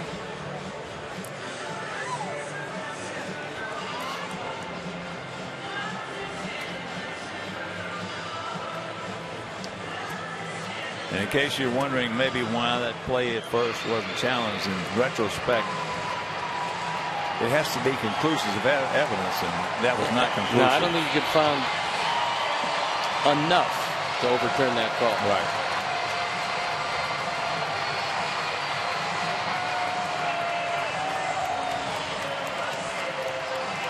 So the crowd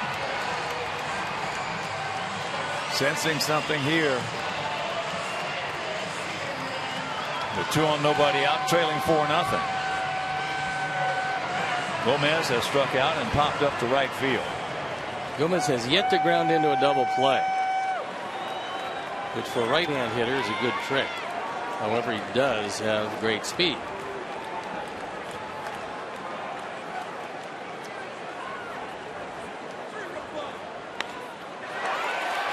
Emilio, what a beautiful stop, diving, taking a base hit away, and a big out.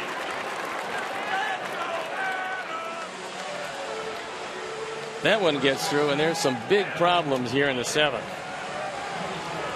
Both runners move up into scoring position, but Bonifacio, with some quick movement to his left, able to flag it down, get the out at first base. Where you and I are sitting, that looked like a base hit. If that is a base hit, there is going to be big trouble.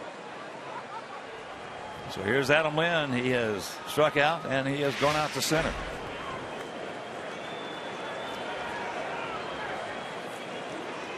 That, my friends, the play of the game so far.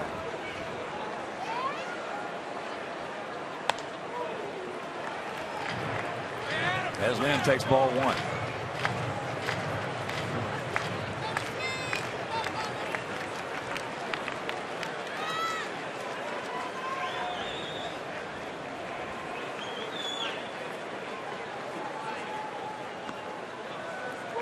That evens count. Yeah, that's a huge play by Bonifacio.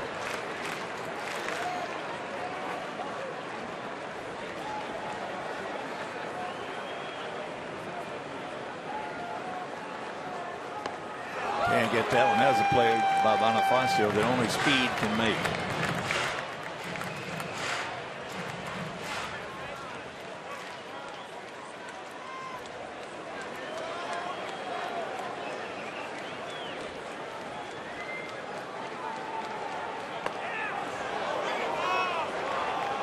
Tried to get him to go after that high fastball out of the zone, but Clint Fagan says no.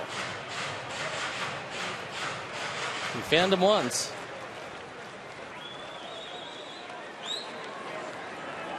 Good cutter off the plate. Outside here, you'll get him again.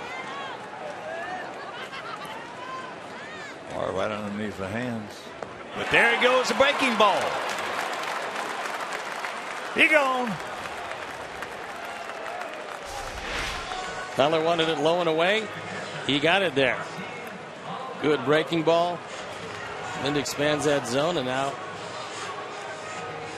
Quintana 1 out away from getting out of this. Oh, good stop by Tyler. So here's Martin Maldonado.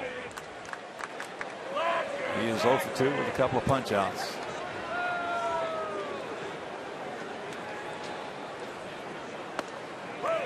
Takes the fastball right there.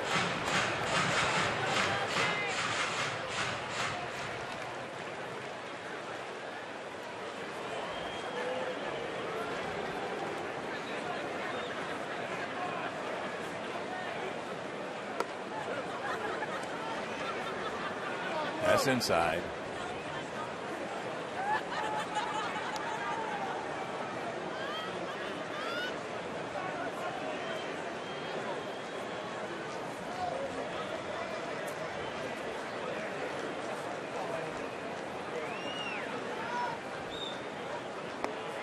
Breaking ball, and the count 1-2.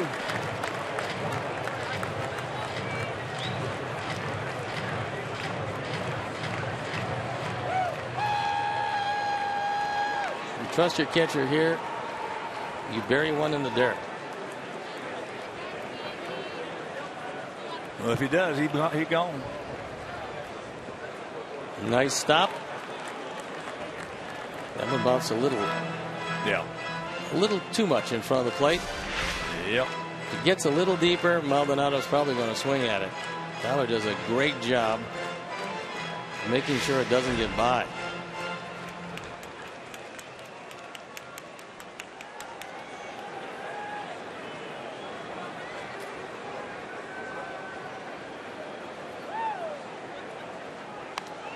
Oh, he got a cookie right there and missed it. Hugh wanted it a little higher than that. Face high to be exact. That was actually a strike zone. He didn't want to throw a strike there. He wanted to throw it up and out of the zone. It had the whole upper part of the zone.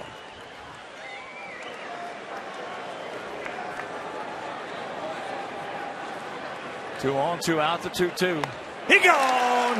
One thing about Jose Quintana, he has always not been afraid to pitch out of a jam.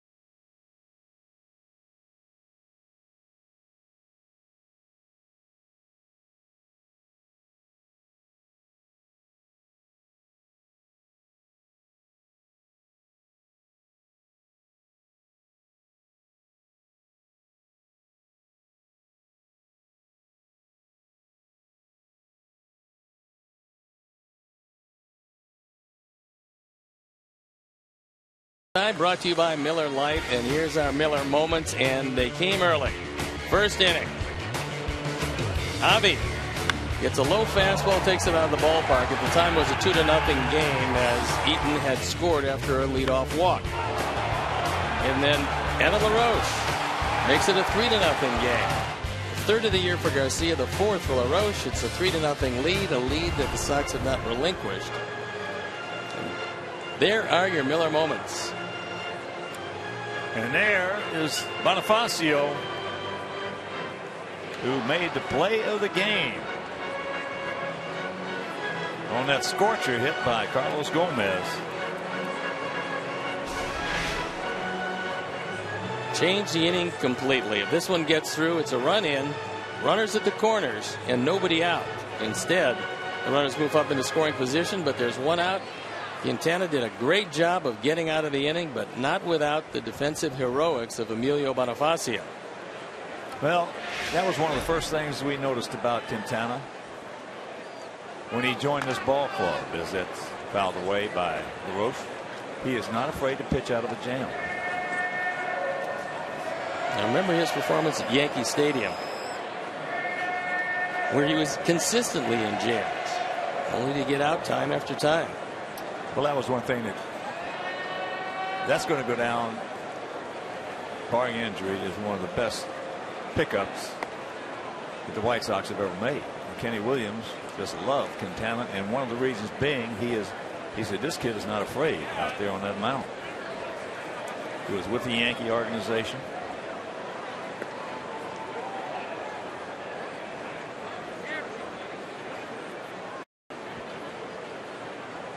You look at quality starts for Jose. Since 2012, he's 6th in all of baseball in quality starts. Now, you never know it by the records, but he's been a good pitcher for a while.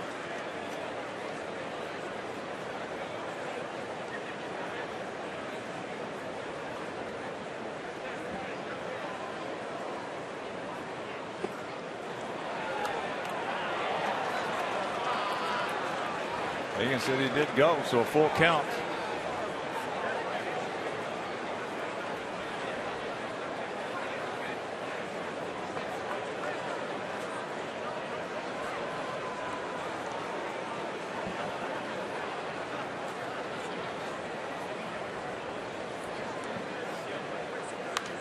Van Ness back.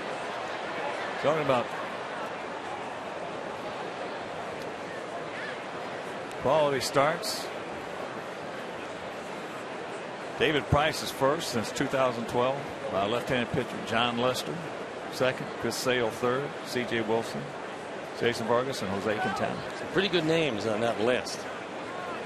Most no decisions in Major League Baseball since 2012. There's ball four. He's got a stranglehold on that. This is, I mean, really something. Jose Quintana is number 1. Kyle Loesch, Felix Hernandez. Lowest home runs allowed for 9 innings in 2014. Garrett Richards, Adam Wainwright, Clayton Kershaw, Jose Quintana. Each and every one of those categories, there's some very big names, and Quintana is right there with them. Well, in those things, there's some Hall of Famers in there. Cy Young Award winners, 20 game winners.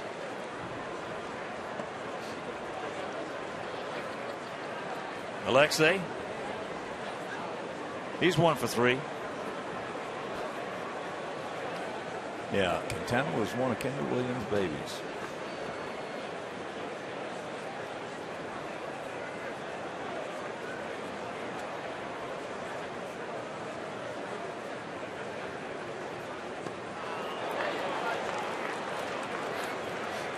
One to count.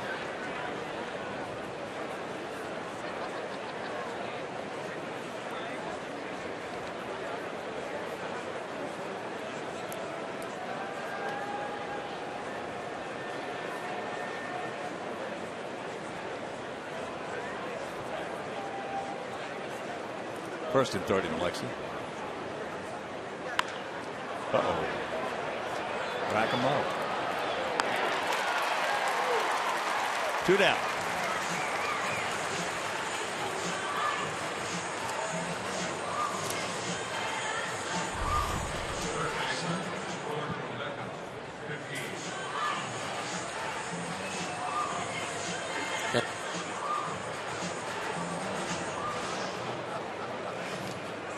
Here's Beckham.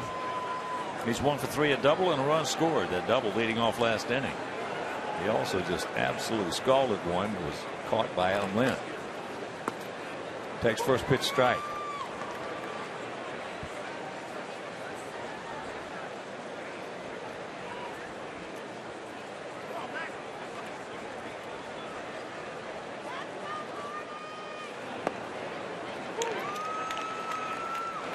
Oh and 2.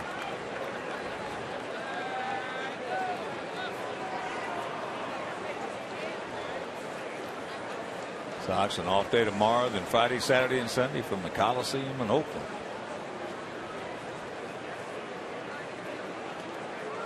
That a little wide. Yinzer, a man after my own heart. His dog Bo served as his best man, sitting in the back seat wearing a tuxedo. He got married in his car at the drive-through ceremony, the Little White Chapel in Las Vegas.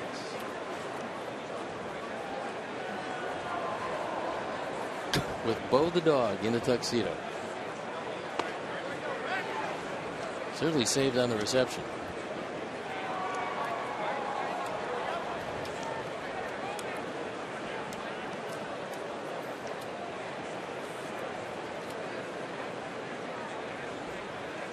Two. And it's full. On Friday it'll be Carlos Rodon for us. On Saturday it'll be John Danks, who was just outstanding in his last outing. And on Sunday, Jeff Samardzija, who had a rough first couple of innings here and then settled down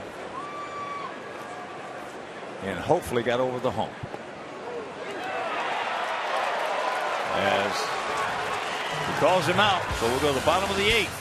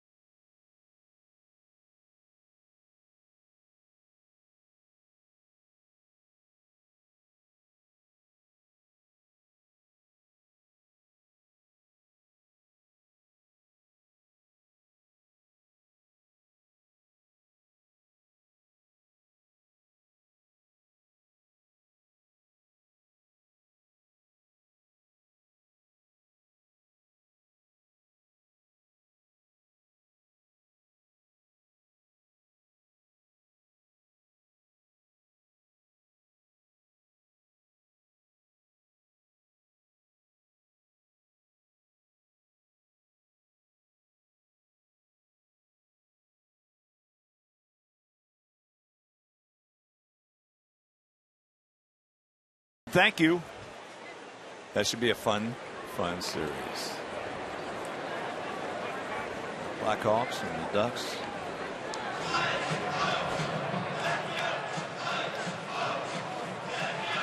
Hector Gomez with an 0-1 count. That's going to be a tough series. Anaheim is talented. They're big. And they hit hard.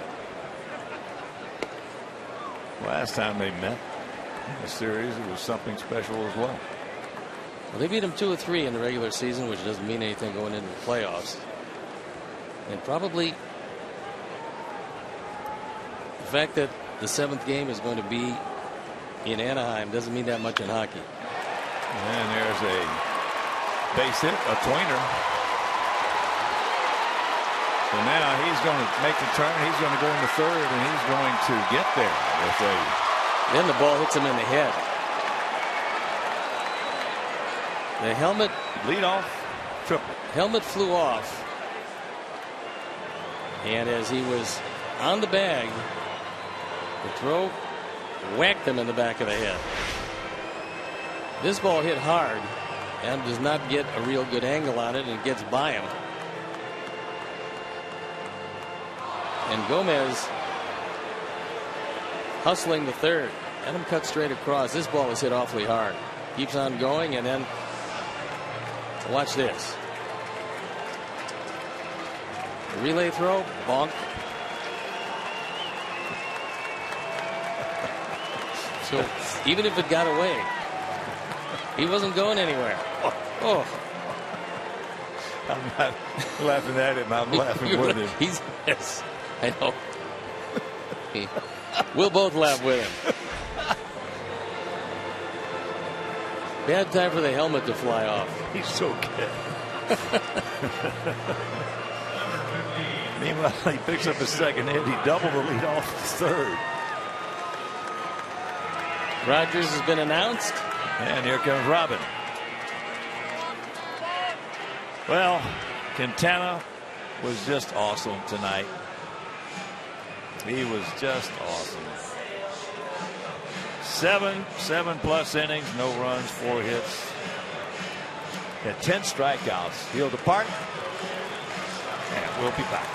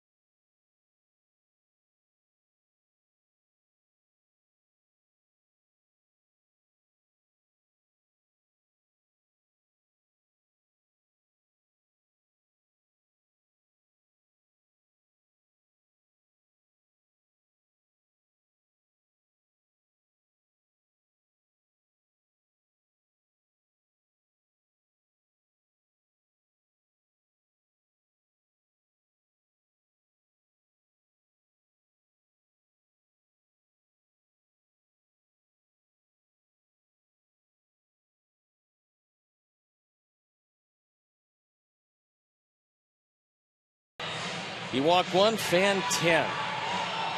A big night for Jose. He leaves with a 4-0 lead, responsible for Gomez at 3rd base. And our Honda call to the pen is Jake Petrichka. Jake 0-1 this year. His ERA an even 5, on for the 10th time. You don't worry at all about the man at 3rd base. Your priority, get Rogers out, get out of the inning. If the run scores, you concede the run. I'm going to play the infield back to stay out of the big inning. And there you look at the numbers. He has yet to walk. 267 on base percentage with a 267 batting average. He was 0 for 3 last night. As he takes first pitch strike. Outfield straight up.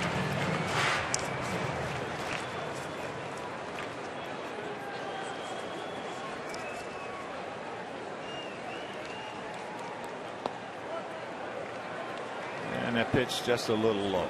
So 1-1 the count.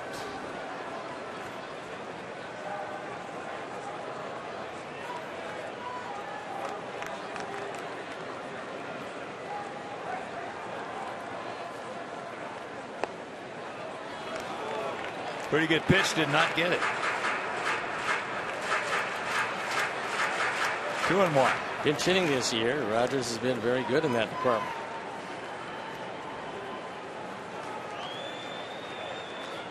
He's got some pop. Well, watch him take batting practice. He can take you out anywhere.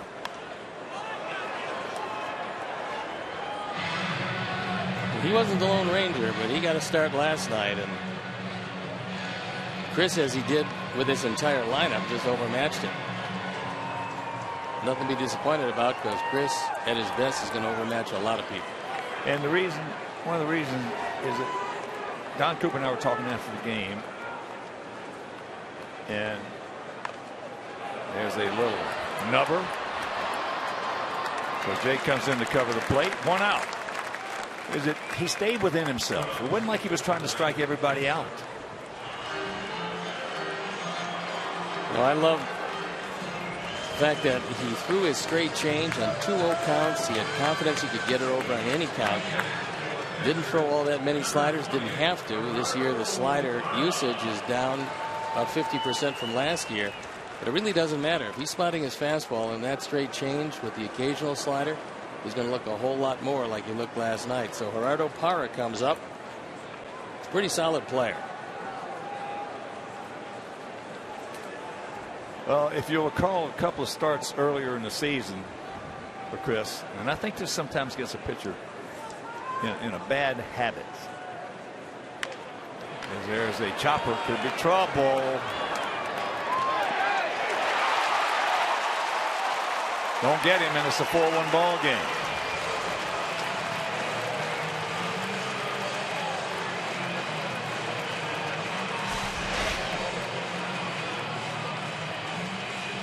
High hop.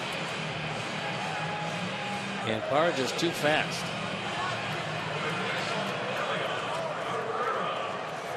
Another close play at first. Parra drives in his 12th run of the year. He will start occasionally against some of the tougher right-handers. So here's Herrera, switch hitter. But a couple of pistol starts earlier in the season. Defense let him down. Did that. And sometimes, as you know, when that happens, a guy goes out there, say the next time, the following time after the first two that he got some poor defense, and he just has that subconscious feeling you got to strike everybody out. And I think that's where Chris was for a couple of starts. I think another factor, look, he missed essentially all of spring training. So the early part of this season was his spring training. He's just now getting to the point where his stuff is starting to get better and better with each and every outing. Well, and besides that, the fact is that he is such a competitor. We were playing poorly at that time, and that even. And there's a base hit. So Parra will pull up at second, and that'll bring the tying run to the plate. But Chris was just trying to do like a hitter. He was trying to do too much. You got to look on that swing at our AT&T Uverse multi-view. For the first time tonight, the Brewers are mounting some offense. So Tyler out there to talk with Jake. Now you're getting to a strong part of this order. Zach Putnam, Jennings had warmed up before, so if in fact he is getting ready for Lynn, that's going to be down the road some as Don Cooper comes out.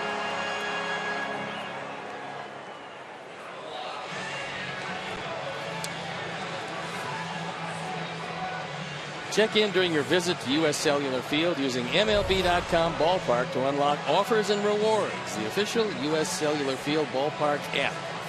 It complements and personalizes your trip to the ballpark with maps, mobile check-in, seat upgrades, and more. Download MLB.com Ballpark today or visit WhiteSox.com/ballpark app to learn more. So Don has had his say. Jake needs a ground ball. Although Davis can run, we saw that earlier.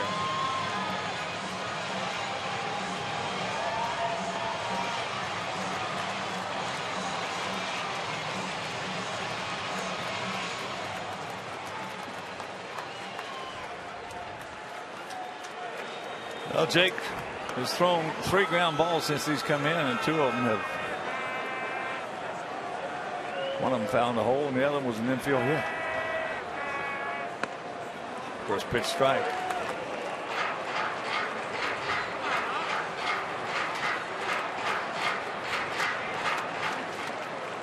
Davis grounded to short, walked, and had an infield single.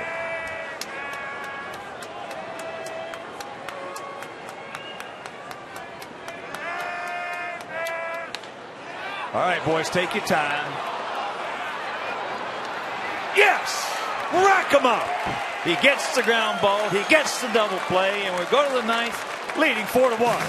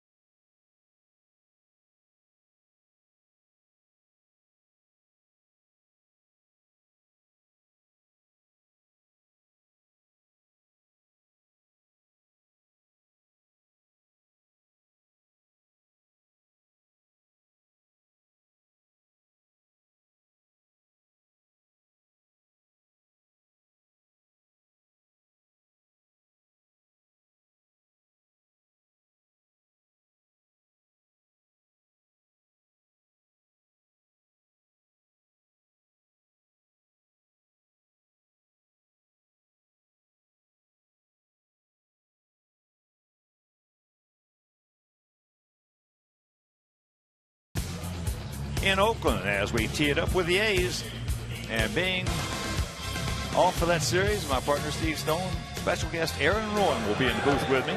Coverage starts at 8:30 right here on CSN Chicago. And for the second time in as many games, Neil Kotz comes into this on for the 15th time. His ERA a touch above 5.5. We saw him last night for 2/3 of an inning. He gave up a run on 2 hits. He inherits a 3-run deficit as the Sox look for at least one more.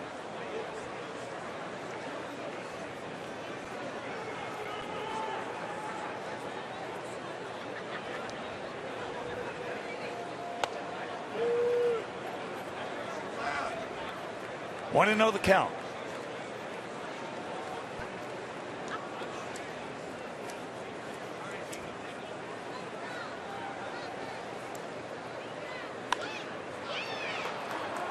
Tyler got an Oriole right there and popped it up. Gerardo Parra, who came in to pinch hit, stays in the game to play left field. Rogers, who came in as a pinch hitter, moves to third base. And Elian Herrera shifts from third base to second base. J.B. Shuck coming out to pinch hit.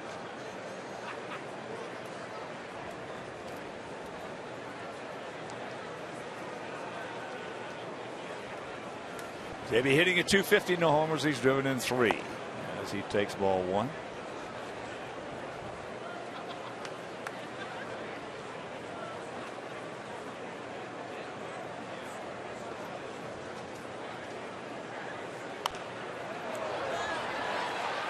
High pop up, and that's going to be a souvenir.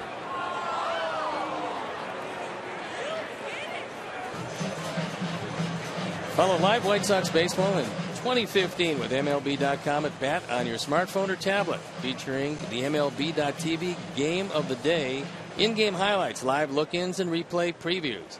Browse the app's new features, including StatCast tracking, videos, and bilingual access for Spanish-speaking fans. Download MLB.com at bat, the #1 app for live baseball. And the second half of that promo will be coming up.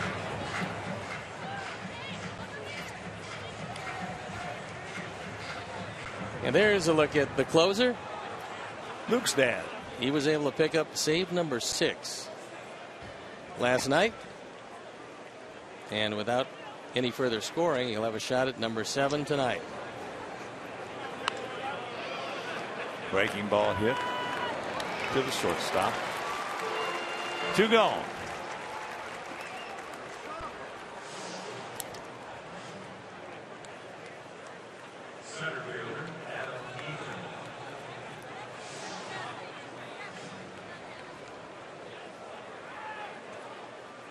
There's a young man enjoying this one. Loving the job of Quintana tonight. So here's Adam. Looking for the concession stands. A good idea, but he fouled it off. Adam 0 for 2 with 2 walks and a run scored. He walked leading off the ball game, went to second on the wild pitch. Bonifacio did a good job to get him over to third, and Melky Cabrera, the sacrifice fly to left.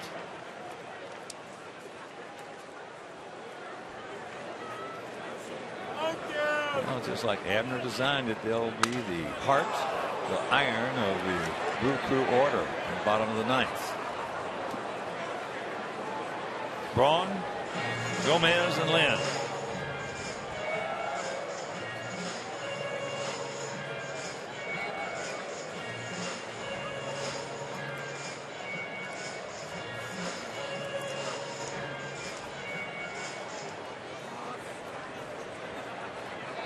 Last night in the 9th for Robertson, it was Davis, Braun, and Gomez. He fanned 2 of them. Gomez lifted a fly ball to center field, and that was a 1-2-3 9th for the save.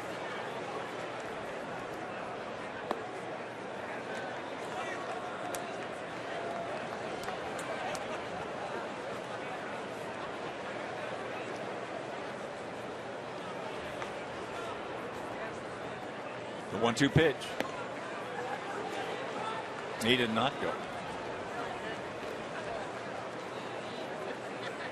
29,679.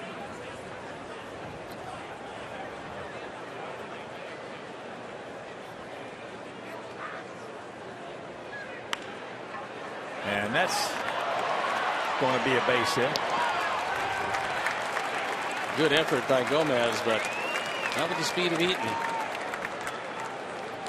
So he picks up his first hit to go along with a couple of walks and a run scored. Good stop up the middle, but even with a strong arm, you can't get him. There's Bonifacio. He's had a good game tonight. Got the job done in first at bat. Then he grounded to third, grounded to second, and he had an infield hit to knock in a run. Our 4th run. And that defensive play that he made. And that was the play of the game. That's a game changer right there.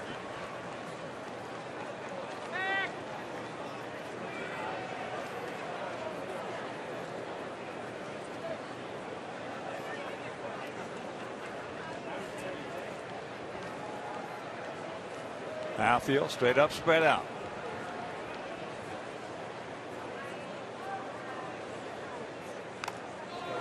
That one off the mask again. As Maldonado, who'd been hit earlier, gets shaken up. Wow, that was square in the mask. That was up towards the forehead.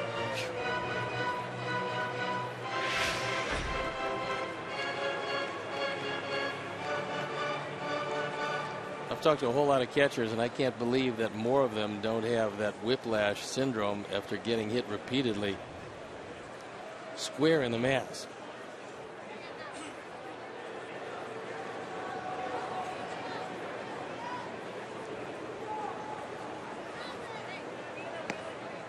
Well, it doesn't feel good. Those 39 games that I caught in Legion Ball one year. Had a few. I started out as a catcher. It was tough. I enjoyed it, but it doesn't feel good when you get off the mask. You know, the mask was startling, but the ones off the tip of your shoulder, you know, we didn't have those extended pads in Little League. They didn't know about those then. We had the same shoulders, just not those extended pads. I never got one off the shoulder. Ooh, nasty. Trying to take that one in the right field. Good approach on the pitch. Count hangs at 1-2. Of course, back in those days, the mask was one bar. But the foul tips off the shoulders and looking to get the throw from the right fielder where the guy runs you over at the plate, that convinced me that there has to be a better way to play this game. I moved out, put the gear away, moved to the mound. Quickest way to the big leagues. It is, though. There's a real scarcity of good catchers around baseball. And if you got one, you got to keep them. Haslow. Second quickest is left-handed pitcher.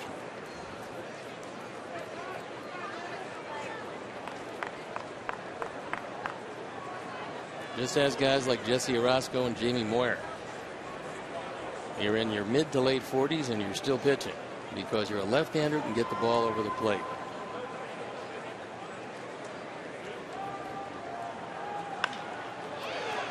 Nice pick. Nice feed. And that'll do it. We go to the bottom of the ninth. Braun, Gomez, and Lynn.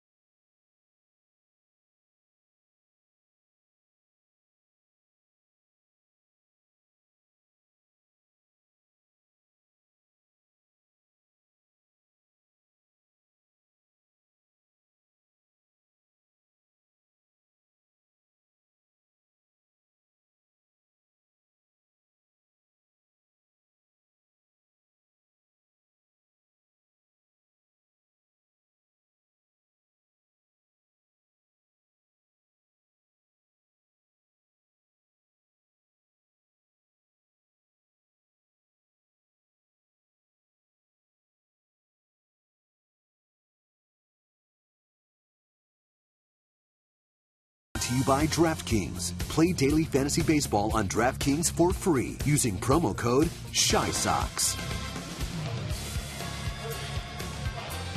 On comes David Robertson. He's been a busy man. On for the 15th time. His record 3-0. The ERA .64. 25 strikeouts in 14 innings. And looking for save number 7 in this his 8th opportunity.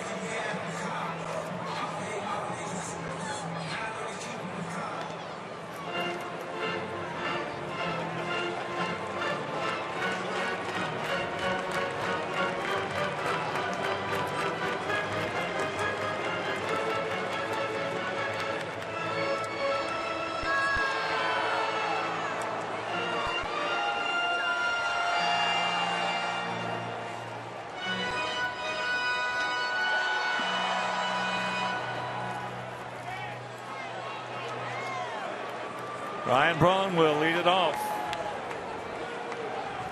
Ryan is 1 for 3.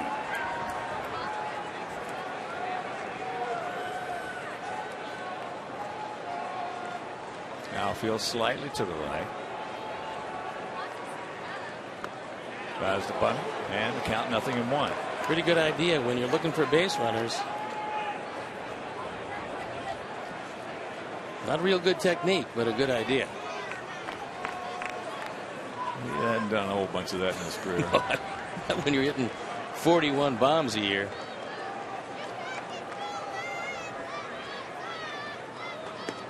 Oh, 2.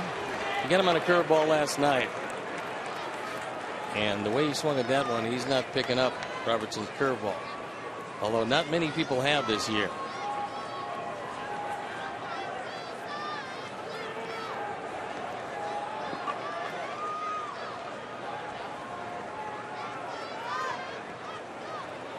Ball and 2 strikes for Ryan Braun.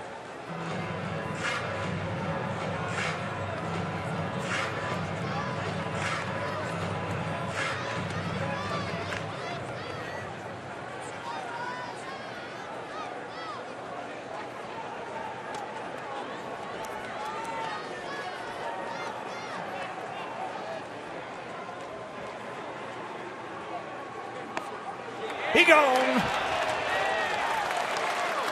He set him up looking for the curveball, and then he threw him a fastball which carved out the outside part of the plate. It was a strike, a great pitch. And if you're thinking about a curveball, you can't pull the trigger on that. 92 on the black.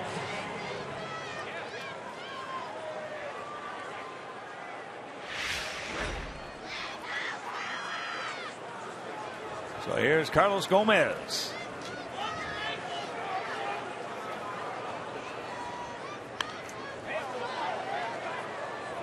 Won the count.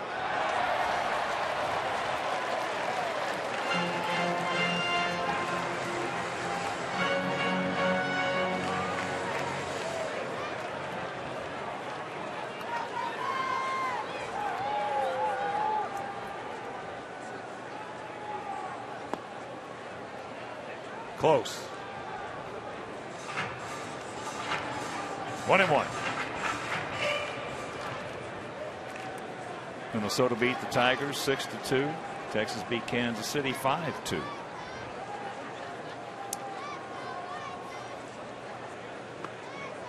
Two and 1. 2 more outs here. It's only 4 back in the loss column, and obviously hasn't been a great start. But the other 2 clubs are starting to lose some games. Good time for a winning streak. Well, if the other clubs didn't have any holes, we'd have something to worry about. That's true. Put Detroit's offense with Kansas City's bullpen. You could wrap it up and send it to Cooperstown. Now you get yourself a pretty tough team to beat, but that's not the case. That's why you got to play them. Win 60, you're going to lose 60 is what you do with the other 42. Carlos is muttering to himself after the last pitch. Here's the 2-2. It's full.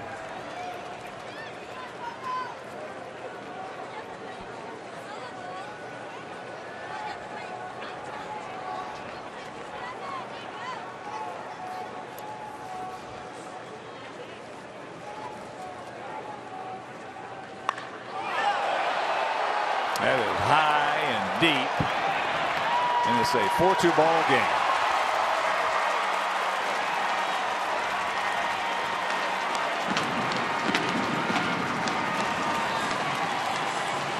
It's only the third home run of the year for Gomez. He drives in his 12th.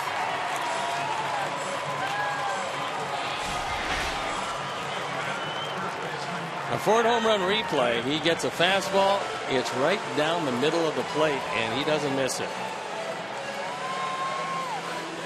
A towering fly ball. He got most of it.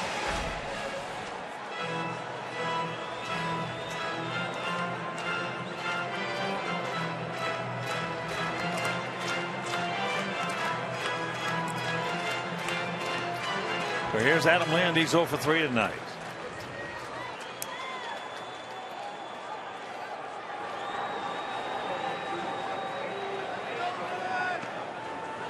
He takes ball 1.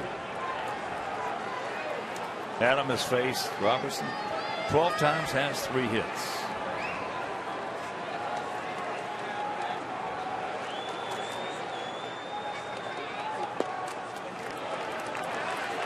Two and 0. Cleveland shuts out St. Louis 2-0. Corey Kluber 18 strikeouts in that ball. 1 hit shutout.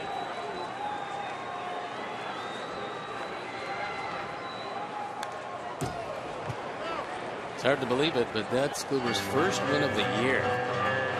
Cleveland had not won 1 of his previous 7 starts, but he left nothing a chance tonight. That was a Kluber from last year, Cy Young Award winning Kluber. Cubs beat the Mets 2-1.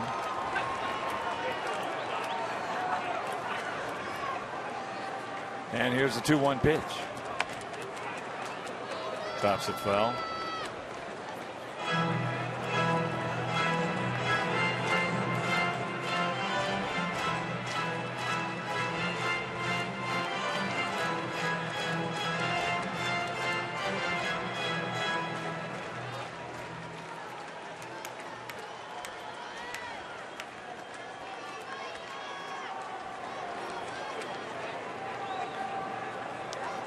One out in the 2-2 delivery. It was wide off the corner.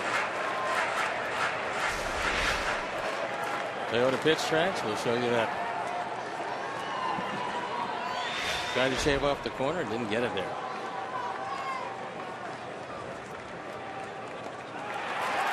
And that'll bring the tying run to the plate.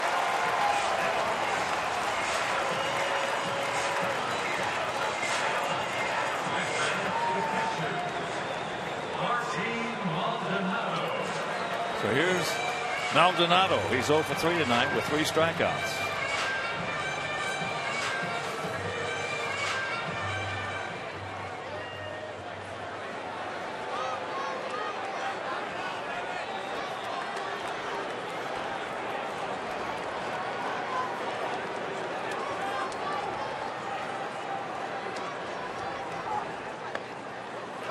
And he takes ball 1.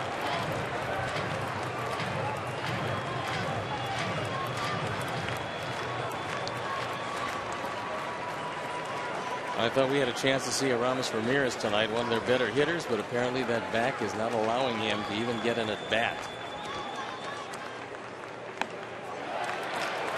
2-0 the count, so Maldonado has the catbird seat.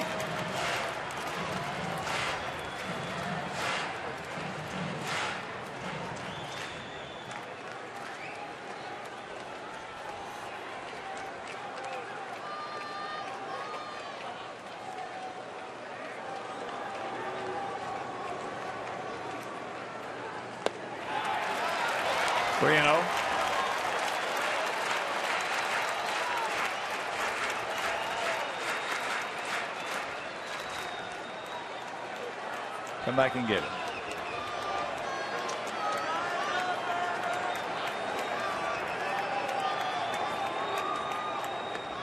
There's one.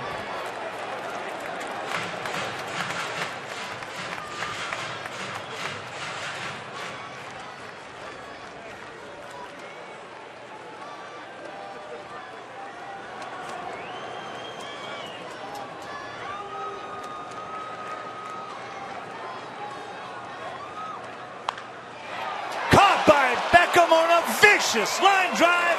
Mercy. Wow. 2 down. One of the reasons why you play toward the line late in the game. It's a no double set. The outfield was deeper than normal, and Gordon was playing him as a dead pull hitter. And fortunately was able to flag that one down. That was a rocket. That's as hard as Martin Maldonado can hit a baseball, and he is strong. So here is Hector Gomez. He has a double and a triple tonight, and he takes ball 1. This guy has had a good series. He has made some good plays, and he has swung the bat. You got Rogers in the on deck circle.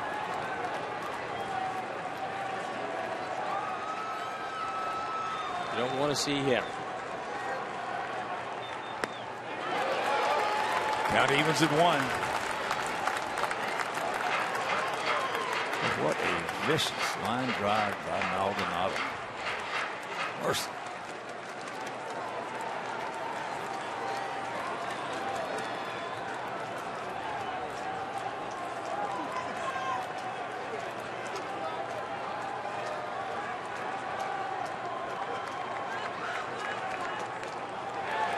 And the 1-1 pitch goes Robbie's way. 1-2. Slow low or hard high right here, David.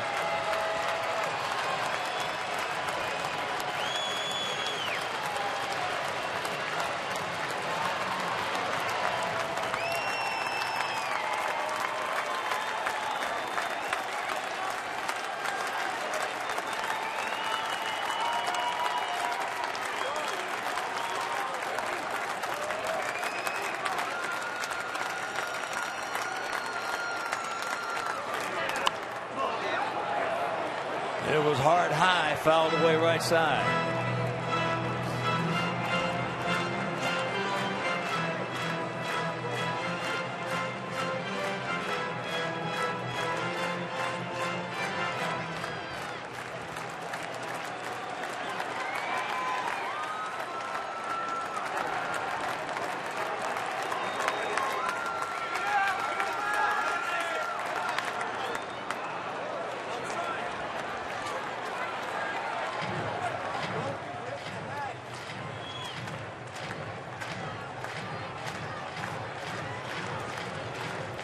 Too many pitches down the middle. Certainly like 1 and 3. That's the spot.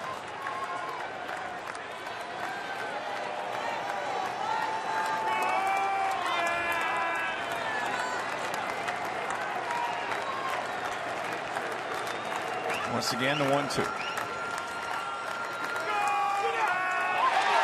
And this ball game is over. So the Sox take the rubber match of this 3-game set. They lose the opener 10-7. We win last night 4-2, and we win tonight 4-2. And Quintana was just stunningly superb. I thought Jose went out there and had as good a stuff as we've seen all year. And at the end, it's a curveball down that ends the ball game. So the 3rd straight series the Sox have won. The off day tomorrow, then it's on to Oakland. But what a job by Jose Quintana. And we would be remiss if we didn't mention Jake Petrichka, who came on and threw a double play ground ball when he had to get out of the 8th inning. So the bullpen was good tonight. And Jose Quintana, the player of the game, 7+. 4 hits, 1 earned run, 10 strikeouts with just 1 walk. What a game. And Bonifacio with the play of the game. Also a tremendous play by Beckham. So indeed our player of the game is our 20.